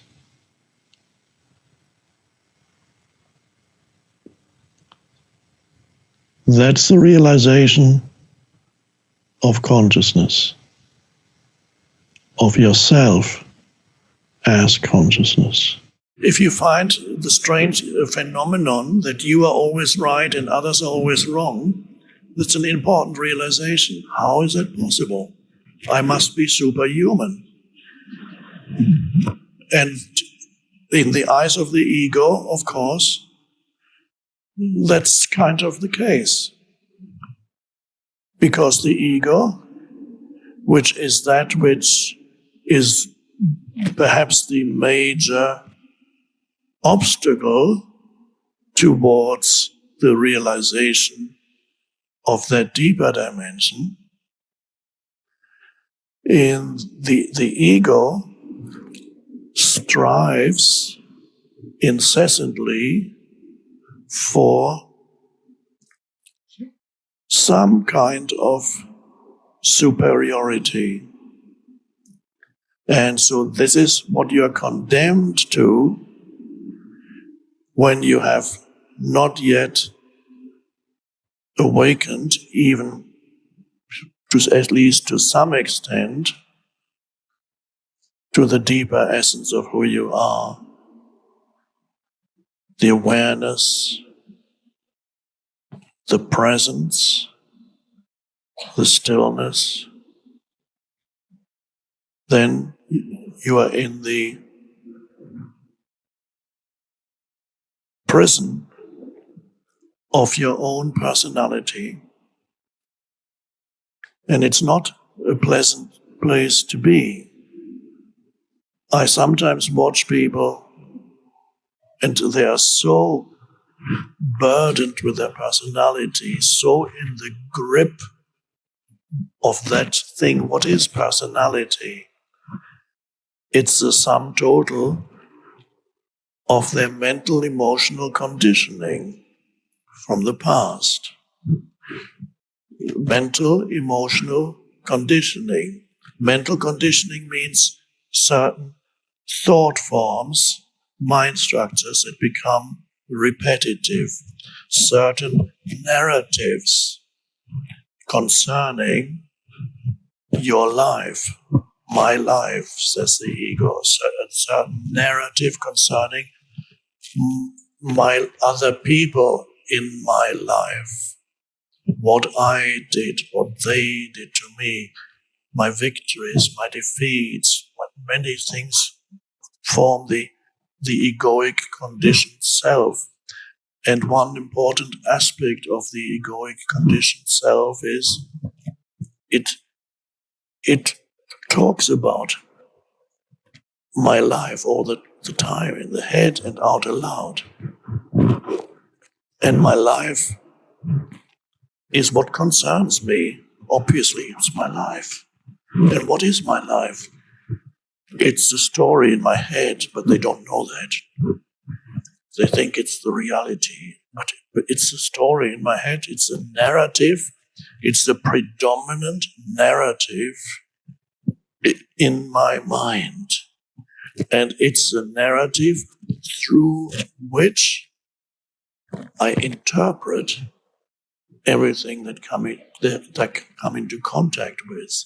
It becomes a screen through which I interpret other people, situations, places, events.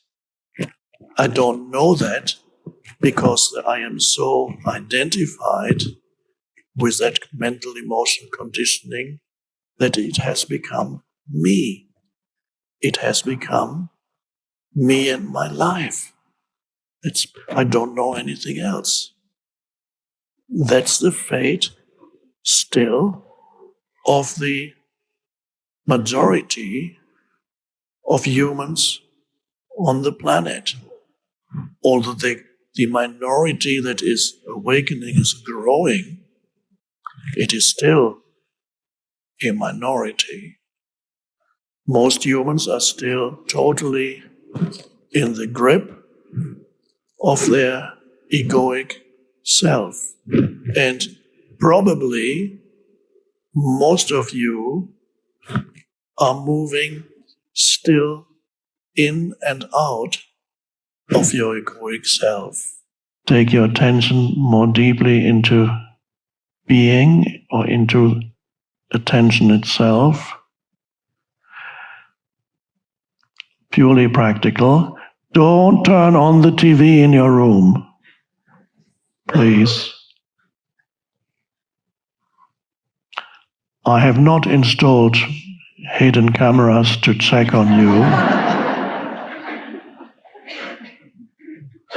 Second, limit your the interaction with your devices. If you cannot eliminate interaction with your devices completely, and I understand that you may not survive if you do, at least put aside just maybe once a day, 15 minutes, when you check your whatever it is that comes through, whatever text, email, Facebook, Snapchat,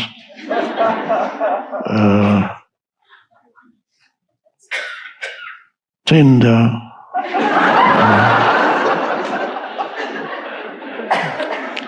It's all very important, but there's something more important, and that's why you're here.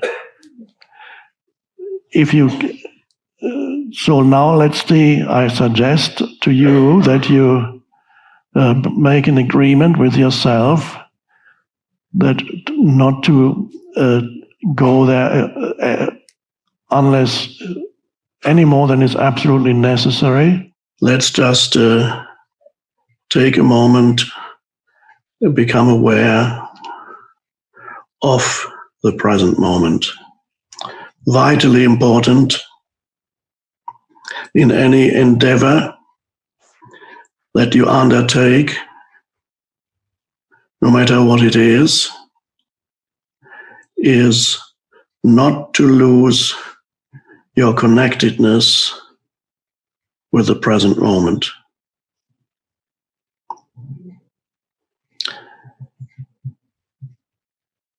So before you start a new enterprise, a new activity, always good to take a moment for awareness. Basically, that's what it is. Sometimes people ask, well, what is the present moment? How do you where is it? What does it even mean to become aware of the present moment? And the first thing, of course, is that you become aware of whatever surrounds you. That's the entry point into the present moment, a very easy entry point into a present moment awareness. Some people may call it mindfulness, is to become more aware of whatever surrounds you here and now. Sense perceptions, just be with what is. Give it attention, some attention. The room you're sitting in. Maybe there's a window, you can look out of the window. You can see trees behind me, I can't see them, I know they're there. You enter the present moment by becoming more aware of sense perceptions, auditory, visual, and perhaps others. And of course, what that does, you might notice, is there's less mental noise. The voice in the head that speaks and speaks, that talks to you, that you have a dialogue with, a monologue that comments and interprets and takes positions, mental positions, that identifies with, likes, dislikes, yes, no, never stops talking. That's the mind, the voice in the head that most people are completely identified with, and that means they're not present. So the first step is take some attention away from that by simply becoming aware of sense perceptions. And if you can look at something natural, that's even better, because a natural thing, a tree, a flower, a plant, the sky, a natural thing lends itself to present moment awareness more than a man-made, a human-made thing. So anything natural that you can look at for a moment, focus on, and give it attention, acknowledge it. You don't need to think about it. So it's just become aware of the present moment through sensory perception. And already, if you can do that, if perhaps a few minutes before you were very much immersed in the problem-making mind, it wasn't actually solving any problem, because this continuous mind activity actually creates more problem than it solves. If it's not focused, it's unconscious. So already, suddenly, there's a certain amount of peace that descends upon your world. It becomes a bit more peaceful. You become aware of the aliveness of things. I haven't gone through physical death yet, as the Zen master who was asked about life after death said, "I don't know." And they said, "Why don't you know? You're the master." And he said, "Yeah, but I'm not a dead master." But I've gone very deeply to what one could call death to identification with form. So in a way I have gone into that realm from where I can say and know that ultimately what we see as death is the dissolution of form, that the eternal in us, which I know that firsthand, cannot be touched by that. So what exactly happens, I would say, depends on whatever state of consciousness you were in. That was your predominant state of consciousness in this lifetime. If in this lifetime you were continuously identified with form, your body, or the psychological form of me, that means consciousness, this expression of consciousness, was still in a somewhat dreamlike state, which is identification with form.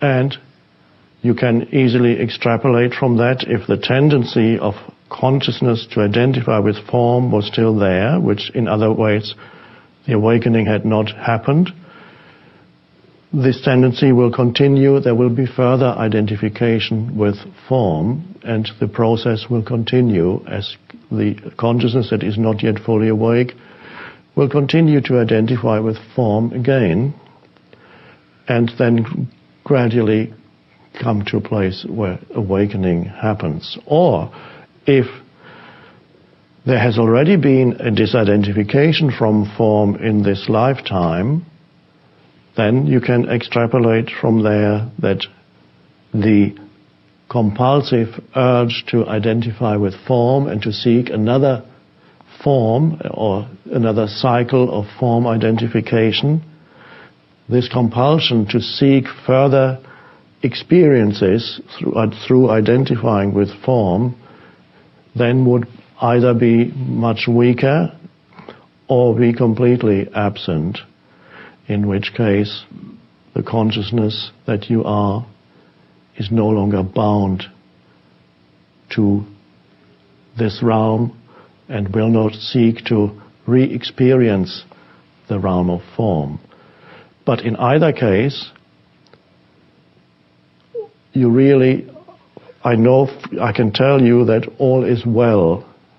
does not really matter whether this person now needs further experiences of identification, in which case this will happen, or whether he's already free of this urge, in which case he will move on and live in a realm that we can't even conceive of from where we are here.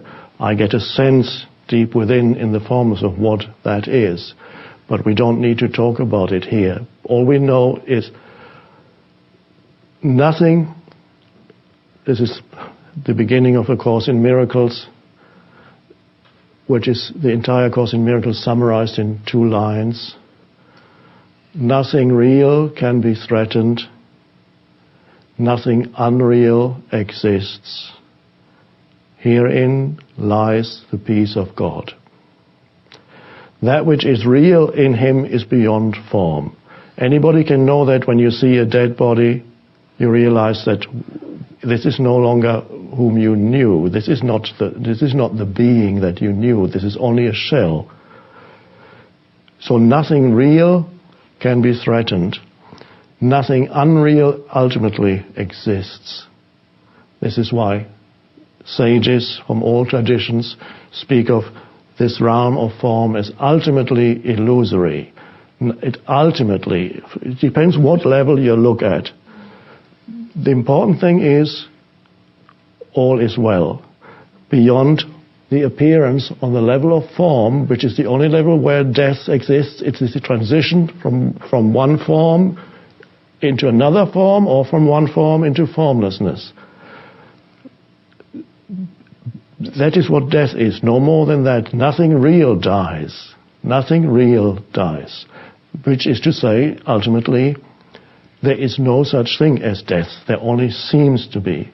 It's a transmutation of form. Either form dissolves or seeks some other form, some other identification with form. Jesus often talks about the kingdom of heaven. Interesting expression. And there's a line which I opened the Bible the other day and I saw the line. It said, Jesus went from village to village and from town to town and said, repent, for the kingdom of heaven is at hand. And the whole thing is already contained there.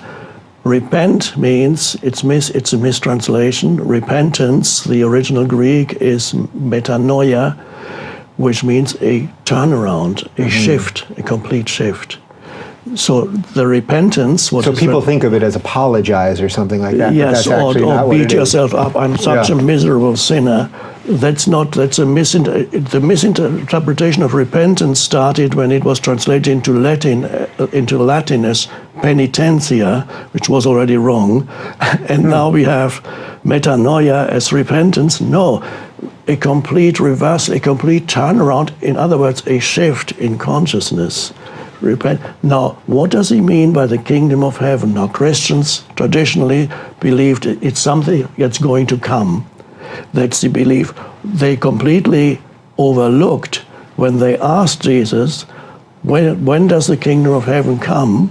He said, the kingdom of heaven does not come with observation.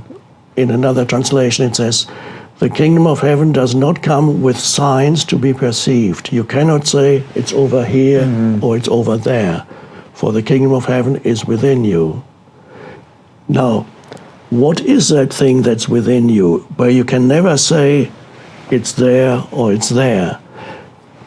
I retranslate kingdom of heaven into modern terminology. For kingdom, I would substitute dimension. And heaven, what is heaven? When you look up into heaven, you see the vast sky, the spaciousness of the sky. He used that analogy to point to an inner reality. He used, because language usually refers to external things that you can see and touch. So the closest that Jesus could find in the external world to point to something in the inner realm was to look at the vast spaciousness of the sky, which in itself has no particular form, but is amazing. And he said, the kingdom of heaven then is, heaven, my translation is spaciousness, inner spaciousness, which is the uncluttered mind, consciousness without conceptual, without thought, inner alert stillness, the dimension of spaciousness. Find that dimension of, that's the primordial teaching in Jesus. Find that within yourself. Find the kingdom of heaven. Find the dimension of inner spaciousness where you're able to be alert and still, completely conscious, but not thinking. And that's the essence of Jesus' teaching, to find that. Have the main focus of your attention in your daily life in the present moment. The rest of your attention, so that's the main focus. Here's this. The rest of your attention is where you want to go to. Your, whatever task you're engaged in has a certain purpose. The purpose is you want to finish the task, then it has achieved its purpose, and that's here. And that's in your peripheral, the peripheral vision of your consciousness. That's where you want to get to. And this is what you're doing in order to get there. And your main attention is not where you want to get, and in the meantime you're just doing it in order to get there. You can see how that already creates an inner stress. I'm here, but I want to be there. That's the normal way of living, is the main part of people's attention is there, but in the meantime they are here, where they don't really want to be. They'd rather be there, as shown in famous stickers, on bumper stickers on cars, which say something like, "I'd rather be fishing."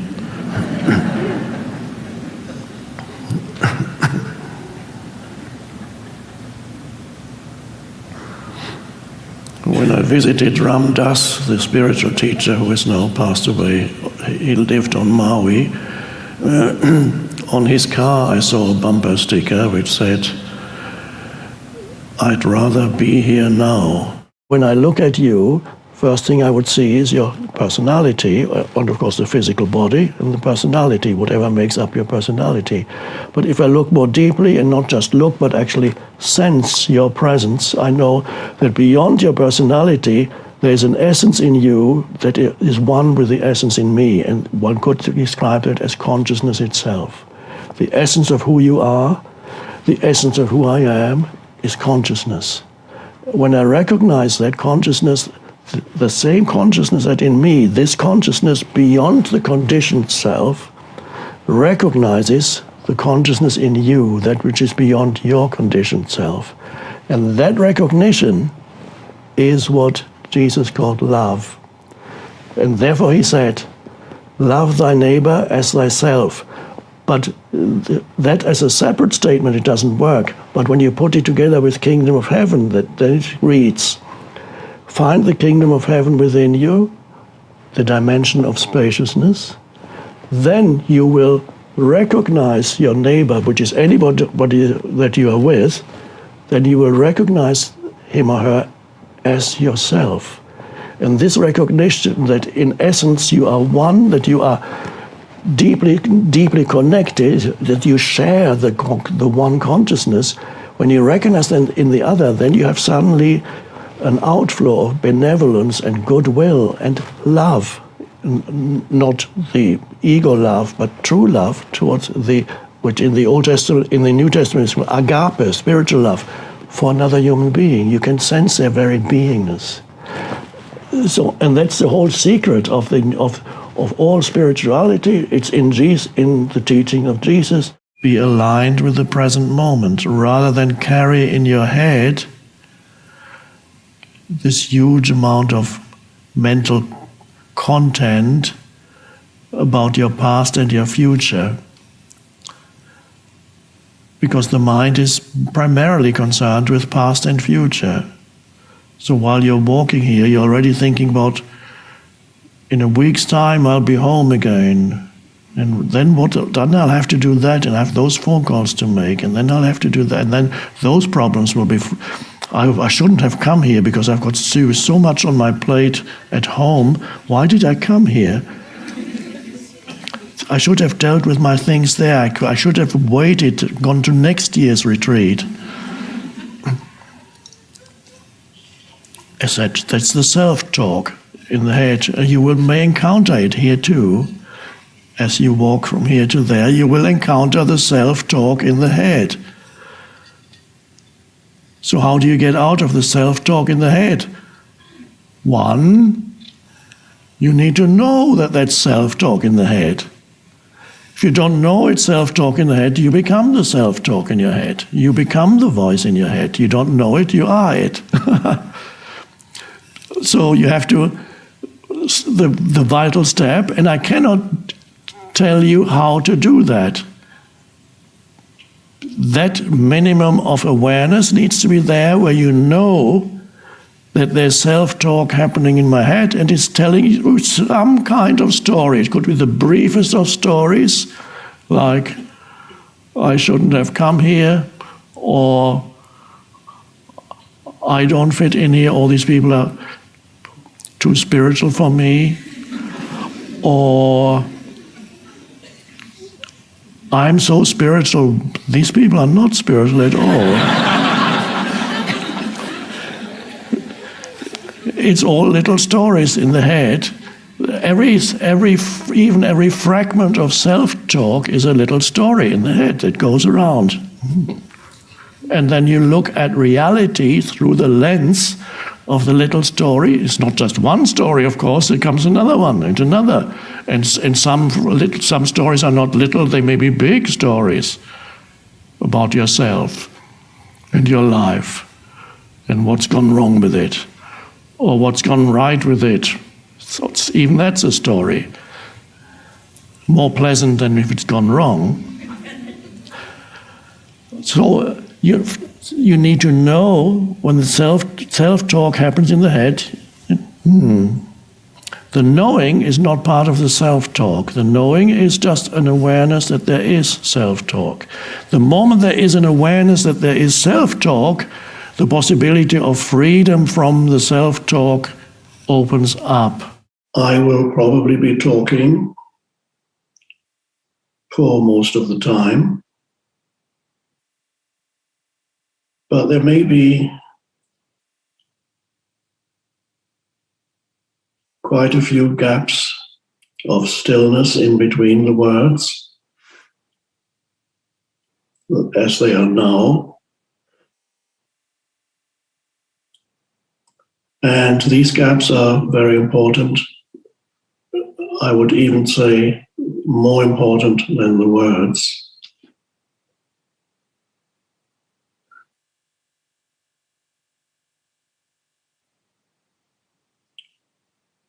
If you become conscious of these gaps of stillness in between words, you notice the gaps instead of just impatiently being in your conceptual mind and saying, why is he talking so slowly? Why hasn't he said anything significant yet? If you are able to notice the gaps, give them attention, that is the arising of that state of consciousness that we call presence.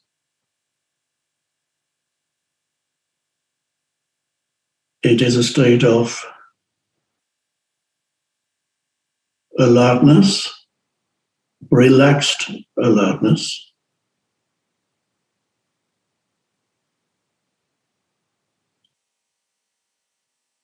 clarity,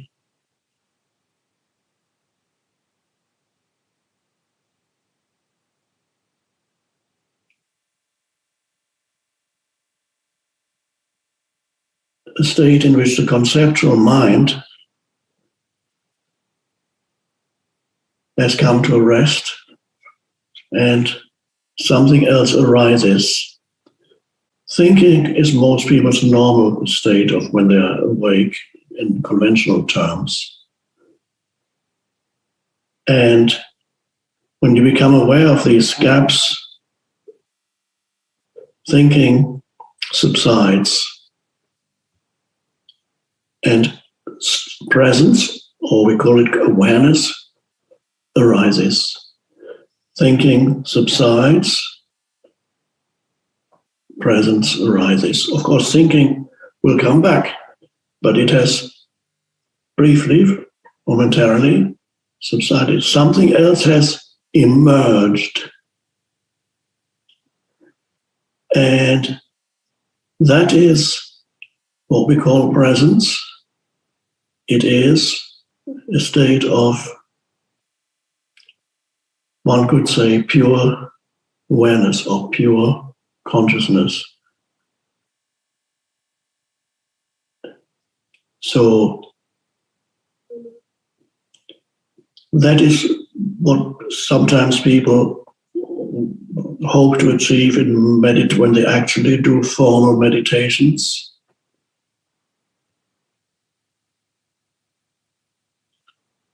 A meditation is a good tool, but it's not enough. It's not even for everybody. The most important thing is to bring that state of clear, alert presence into everyday life. There was a long time when I had resentment towards my father, because my father was pretty unconscious except very late in life, had a very strong ego, and living with him as a child was living with an unexploded bomb that could go off at any moment. We got these intense rages would suddenly come several times a week. So I lived in a constant state of kind of background anxiety. When is this bomb going to explode again next? And then for a long time, in my 20s, I had a resentment towards him until I went to this shift in consciousness, and I suddenly realized he did what he had to do, but there wasn't enough awareness in him to act any different. So he was at the mercy of his own conditioning. And once you see that, you no longer make it into an identity for him, and so you free him. And really, perhaps this is the meaning of forgiveness.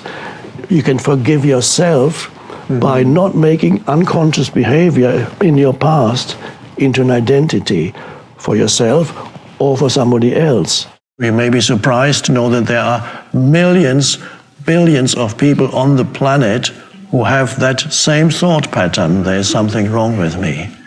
It's part of the human ego. But so you bring in the awareness, and that will change everything. That's the only true key. If you fail, next time the anger arises, what happens, you will become aware immediately after the anger has subsided. And then, oh, there it was, and I wasn't present. And then the moment will come when you are there in the first, if you can catch the anger the first moment it comes, or if you might even see that it could be the result of a thought that creates the anger, and if you can be there in the first moment before it becomes the fully blown anger, then you can stay there, and it might not even become fully blown anger if you catch it the first moment. You can feel the first stirrings of anger. You may only have 3 seconds. It may come very quickly. Anger is like an explosive energy. You may only have 2, 3, 4, 5 seconds to stay there with your awareness and feel it. Oh, it's coming. There it is. That's the pain body, the angry pain body coming. And if you catch it in the early stage, don't suppress it. By catch it, I mean feel it, be there as the witness. Then you can stay, even as it grows, the witness grows with it. It may not even grow. We'll have to see whether it still grows into full-blown anger or not. That doesn't matter. And so you be thankful for your anger, because the anger can become a very important spiritual practice for you, because through it, awareness can grow. So it's sometimes strange for people to see you can be thankful for things that you think are the most difficult obstacles in your life, but they can become your greatest opportunity for spiritual awakening. Use it as part of your practice. There's an innate human feeling. You see something and it has a lot of attention and it's shiny and it's whatever, and that everyone wants to get in. But basically you're saying, if you would take that breath, if you would just say, I don't want in on this, that eventually you can almost pull other people out of it too by your own behavior. Yes. Because this isn't just about you. Yes. Also not to feed if other people post negative things about you. In many cases, non-reaction is the best thing instead of feeding it. That's a lesson I need to learn. I will try to take that one with me. That applies both offline and online, in your personal life too. Often it's just, well, I believe Jesus was talking about non-reaction when he talked about turning the other cheek. I don't think it's to be taken literally, but it means when somebody attacks you, not physically, it's an analogy he uses. It's a parable.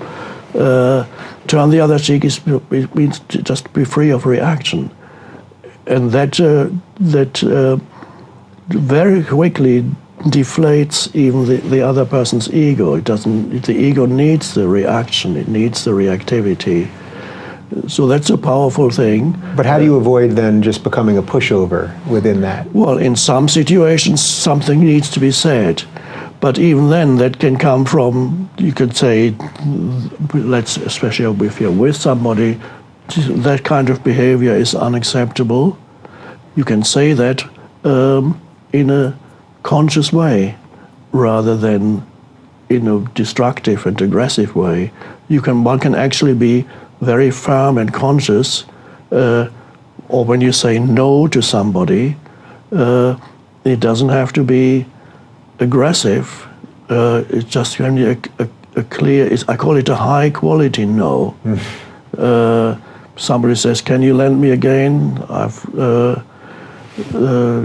$2,000 I need. I know I still owe you $20,000, but I need some more. And then not to make the other into an enemy, just, no, I'm sorry, can't do it anymore. It's a high quality no. That's you're present while you say it. And then you can set boundaries if necessary. So in some cases, something needs to be said, we need to do something, but in many other cases, complete non-reactivity can be very, very powerful. I am is the word. All you can say is I am, but you don't add anything, not this or that. I am. In the Old Testament, God is asked, who are you? And that's perhaps the most profound sentence in the Old Testament is, I am that I am, where God defines him, her, itself as the I am, as the essence identity of all forms. And also another beautiful sentence in the Old Testament, as you know, the Old Testament is the New Testament, the Bible is a mixed bag of fantastic things and other things. But I like to look for the jewels that are there. Another beautiful statement that points to all this is, be still and know that I am God. Be still and know that I am God. Now these words are all synonymous. Be refers to being. Still is the state of consciousness without thought, stillness. Being and stillness the same thing. And know, there is a deep knowing in that. In fact, that is because that is the source of all intelligence. There's a deep knowing, but from the point of view of the conceptual mind, it looks like unknowing. It looks like ignorance, because it's not knowing through concepts anymore. There's a deeper knowing, and this is where what we call wisdom arises, which is very different from intelligence, the IQ kind of intelligence. The wisdom that the world needs, not more intelligence, please, no, but wisdom, that yes, be still and know that I am, it is the I am of the I am of being, God. Oh, here we come to a difficult word, but they're all synonymous. What is God then?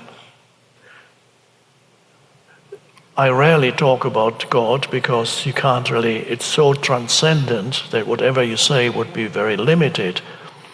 As you know, human language and human thought is relatively limited. How can I make statements about the ultimate transcendent reality just by producing a few weird sounds with my vocal cords, plus air pressure through my tongue and lips? Oh, the vowels A, I, A, E, I, O, U, E, U, R. This is what language is. Okay, now tell me the ultimate secrets of God in the transcendent universe. You can't. It's absurd. Just produce a few sounds and that explains. No. However, I'll carry on talking.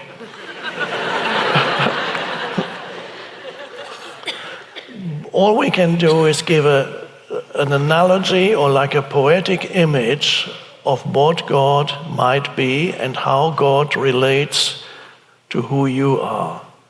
And that image is that I prefer is the image of our, we can only use images from our sense-perceived universe.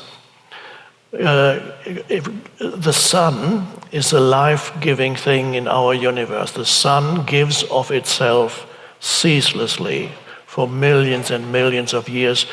One could almost say eternally. It's not eternal, but as far as we are concerned, it's eternal. Without the sun, there would be no life, no physical life here. So the sun gives of itself, it emanates continuously. The very heat in your body ultimately comes from the sun. So the sun, if you use the sun as an analogy for the transcendent God, God has no location in space or time. God is neither there, or if we have to say anything, we could say God is right here, because it's transcendent to this dimension.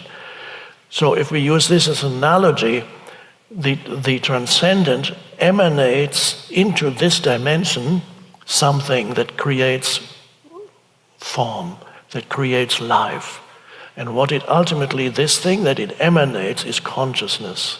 At first, very little. At first, consciousness appears as it were frozen, as minerals and stones. And then consciousness becomes as if it were liquid, if we use the analogy of water, then it becomes vegetative life, and consciousness gradually evolves. So one consciousness, more of it comes in, and then you get animal life, it's like, and then you get human life, it becomes ethereal, it's a human mind. So emanating from the source of all life that is transcendent, of which you cannot say anything, into this world, as the sun emanates light, the God emanates consciousness, and this brings about this universe. And in this universe, it's a process, it grows.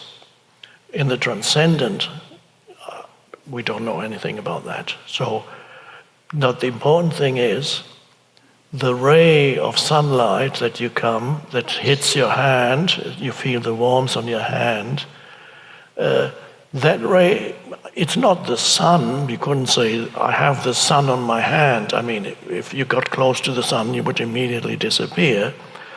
But this ray of sunlight is still connected to the sun in some way. It is still part of the sun. We can't even say where the sun exactly ends. It doesn't really end anywhere.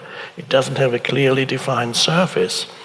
It extends outward, so it emanates continuously.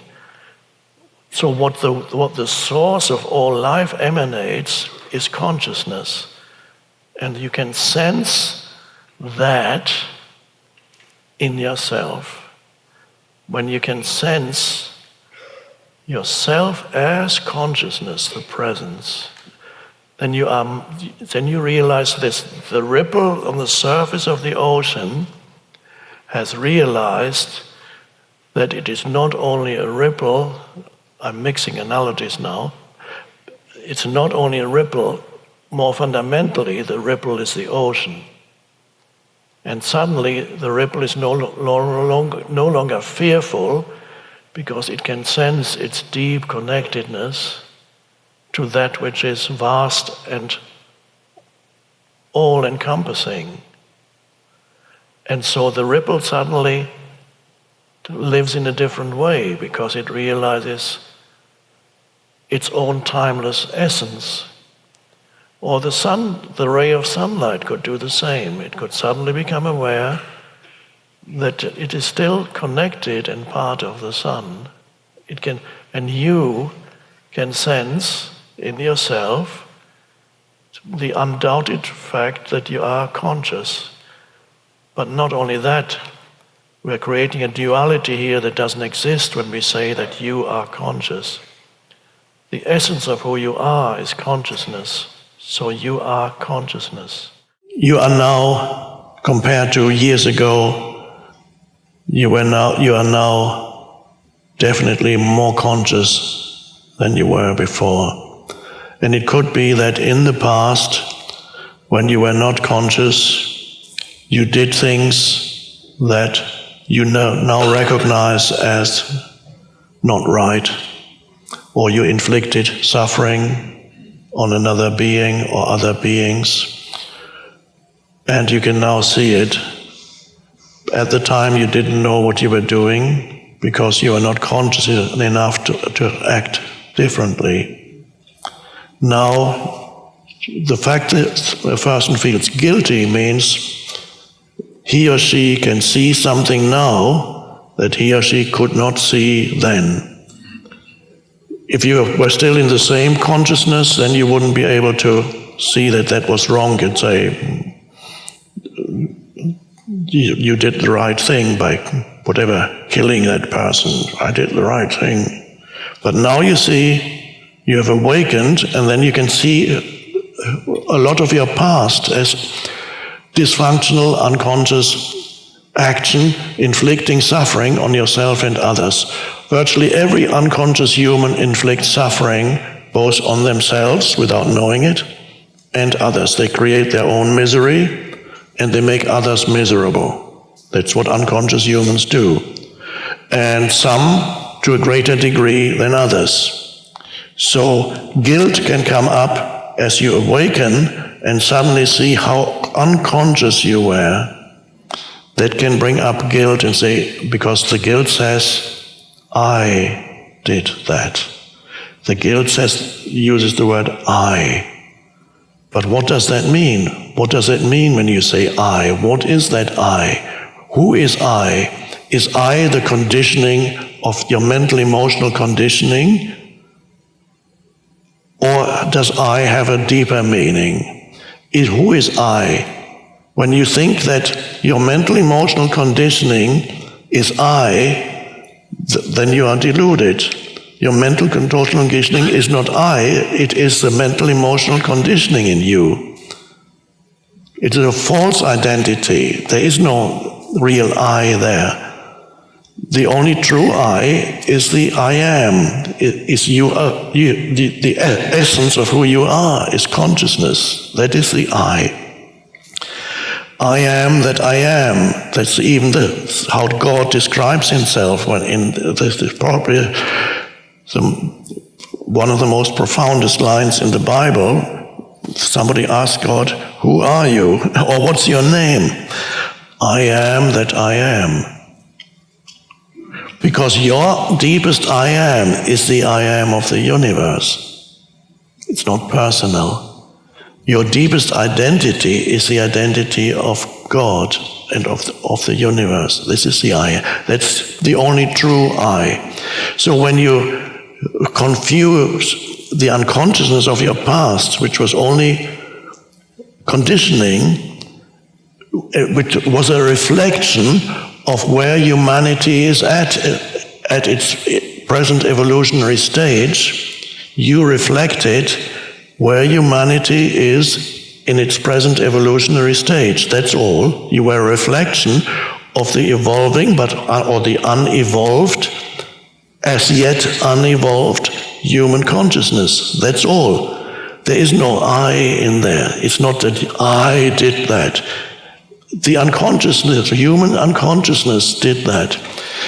If you construct an I out of human unconsciousness that you represented, that is an ego attempt to manufacture another mind-made identity for yourself, because the ego loves to have a conceptual identity. The ego is conceptual identity in the head. That's me. And the ego doesn't mind even if it's a very unhappy conceptual identity. It prefers that to having no conceptual identity because that's its end. So the ego will cling to the guilt and associate unconscious action in the past with identity, my identity. And that's how the ego can survive for years, and it can torture you for years saying, I did that. And it's a terrible feeling that you did, that you can now see it as so wrong, that was so wrong. But it's ultimately a delusion. Find the true I, and then that will free you of that, and then you will naturally forgive yourself without needing to take an action and say, I must forgive myself. That doesn't really work. In the same way that it doesn't, this can also be applied to other humans. You can also do that to other humans. What you do to yourself when you see what they did, and you can manufacture an identity out of their unconscious action also, and then say, this is who they are. This is who he is, who she is. It's unconsciousness playing itself out, human unconsciousness. There is no ultimate identity there. But the mind likes to manufacture a conceptual identity, not only for yourself, but also for others. So the mind loves to get in there and say, these are those evil ones, and sometimes you do it to a whole group of people. Those millions of this particular group of people, no matter what they are, this is what they are, and this is what they did, and that is who they are. No, it's human unconsciousness, that's all. So, very careful, the same process, and then you cannot forgive them because you've made an identity for them out of their unconsciousness and say they are their unconsciousness. And then forgiveness will be very hard. Okay, I have to try to forgive because I'm supposed to do that. I have to forgive them for what they did. They did such terrible things, but I have to forgive them. Okay, I forgive you. It's not easy. The real forgiveness happens when you realize that ultimately there's nothing to forgive. And that's true forgiveness. There's nothing to forgive. And forgiveness happens naturally in this way, not as a conscious thing that you do, but a thing that happens by itself. It falls away.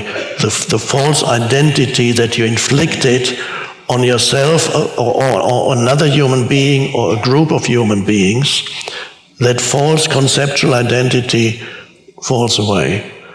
And that is an essential part of being here as a conscious human being. A conscious human being does not have resentments anymore, because what could you resent? It's only if you manufacture pseudo-identity, then there's resentment. So all those things just, they fall away. And there's the flowering of consciousness. For some incredible Joe Dispenza motivation, check the video right there next to me. I think you'll love it. Continue to believe, and I'll see you there. And can you emotionally embrace a future reality? Fall in love with the destiny so much that your body begins to respond emotionally as if that event has already happened, to the point where it begins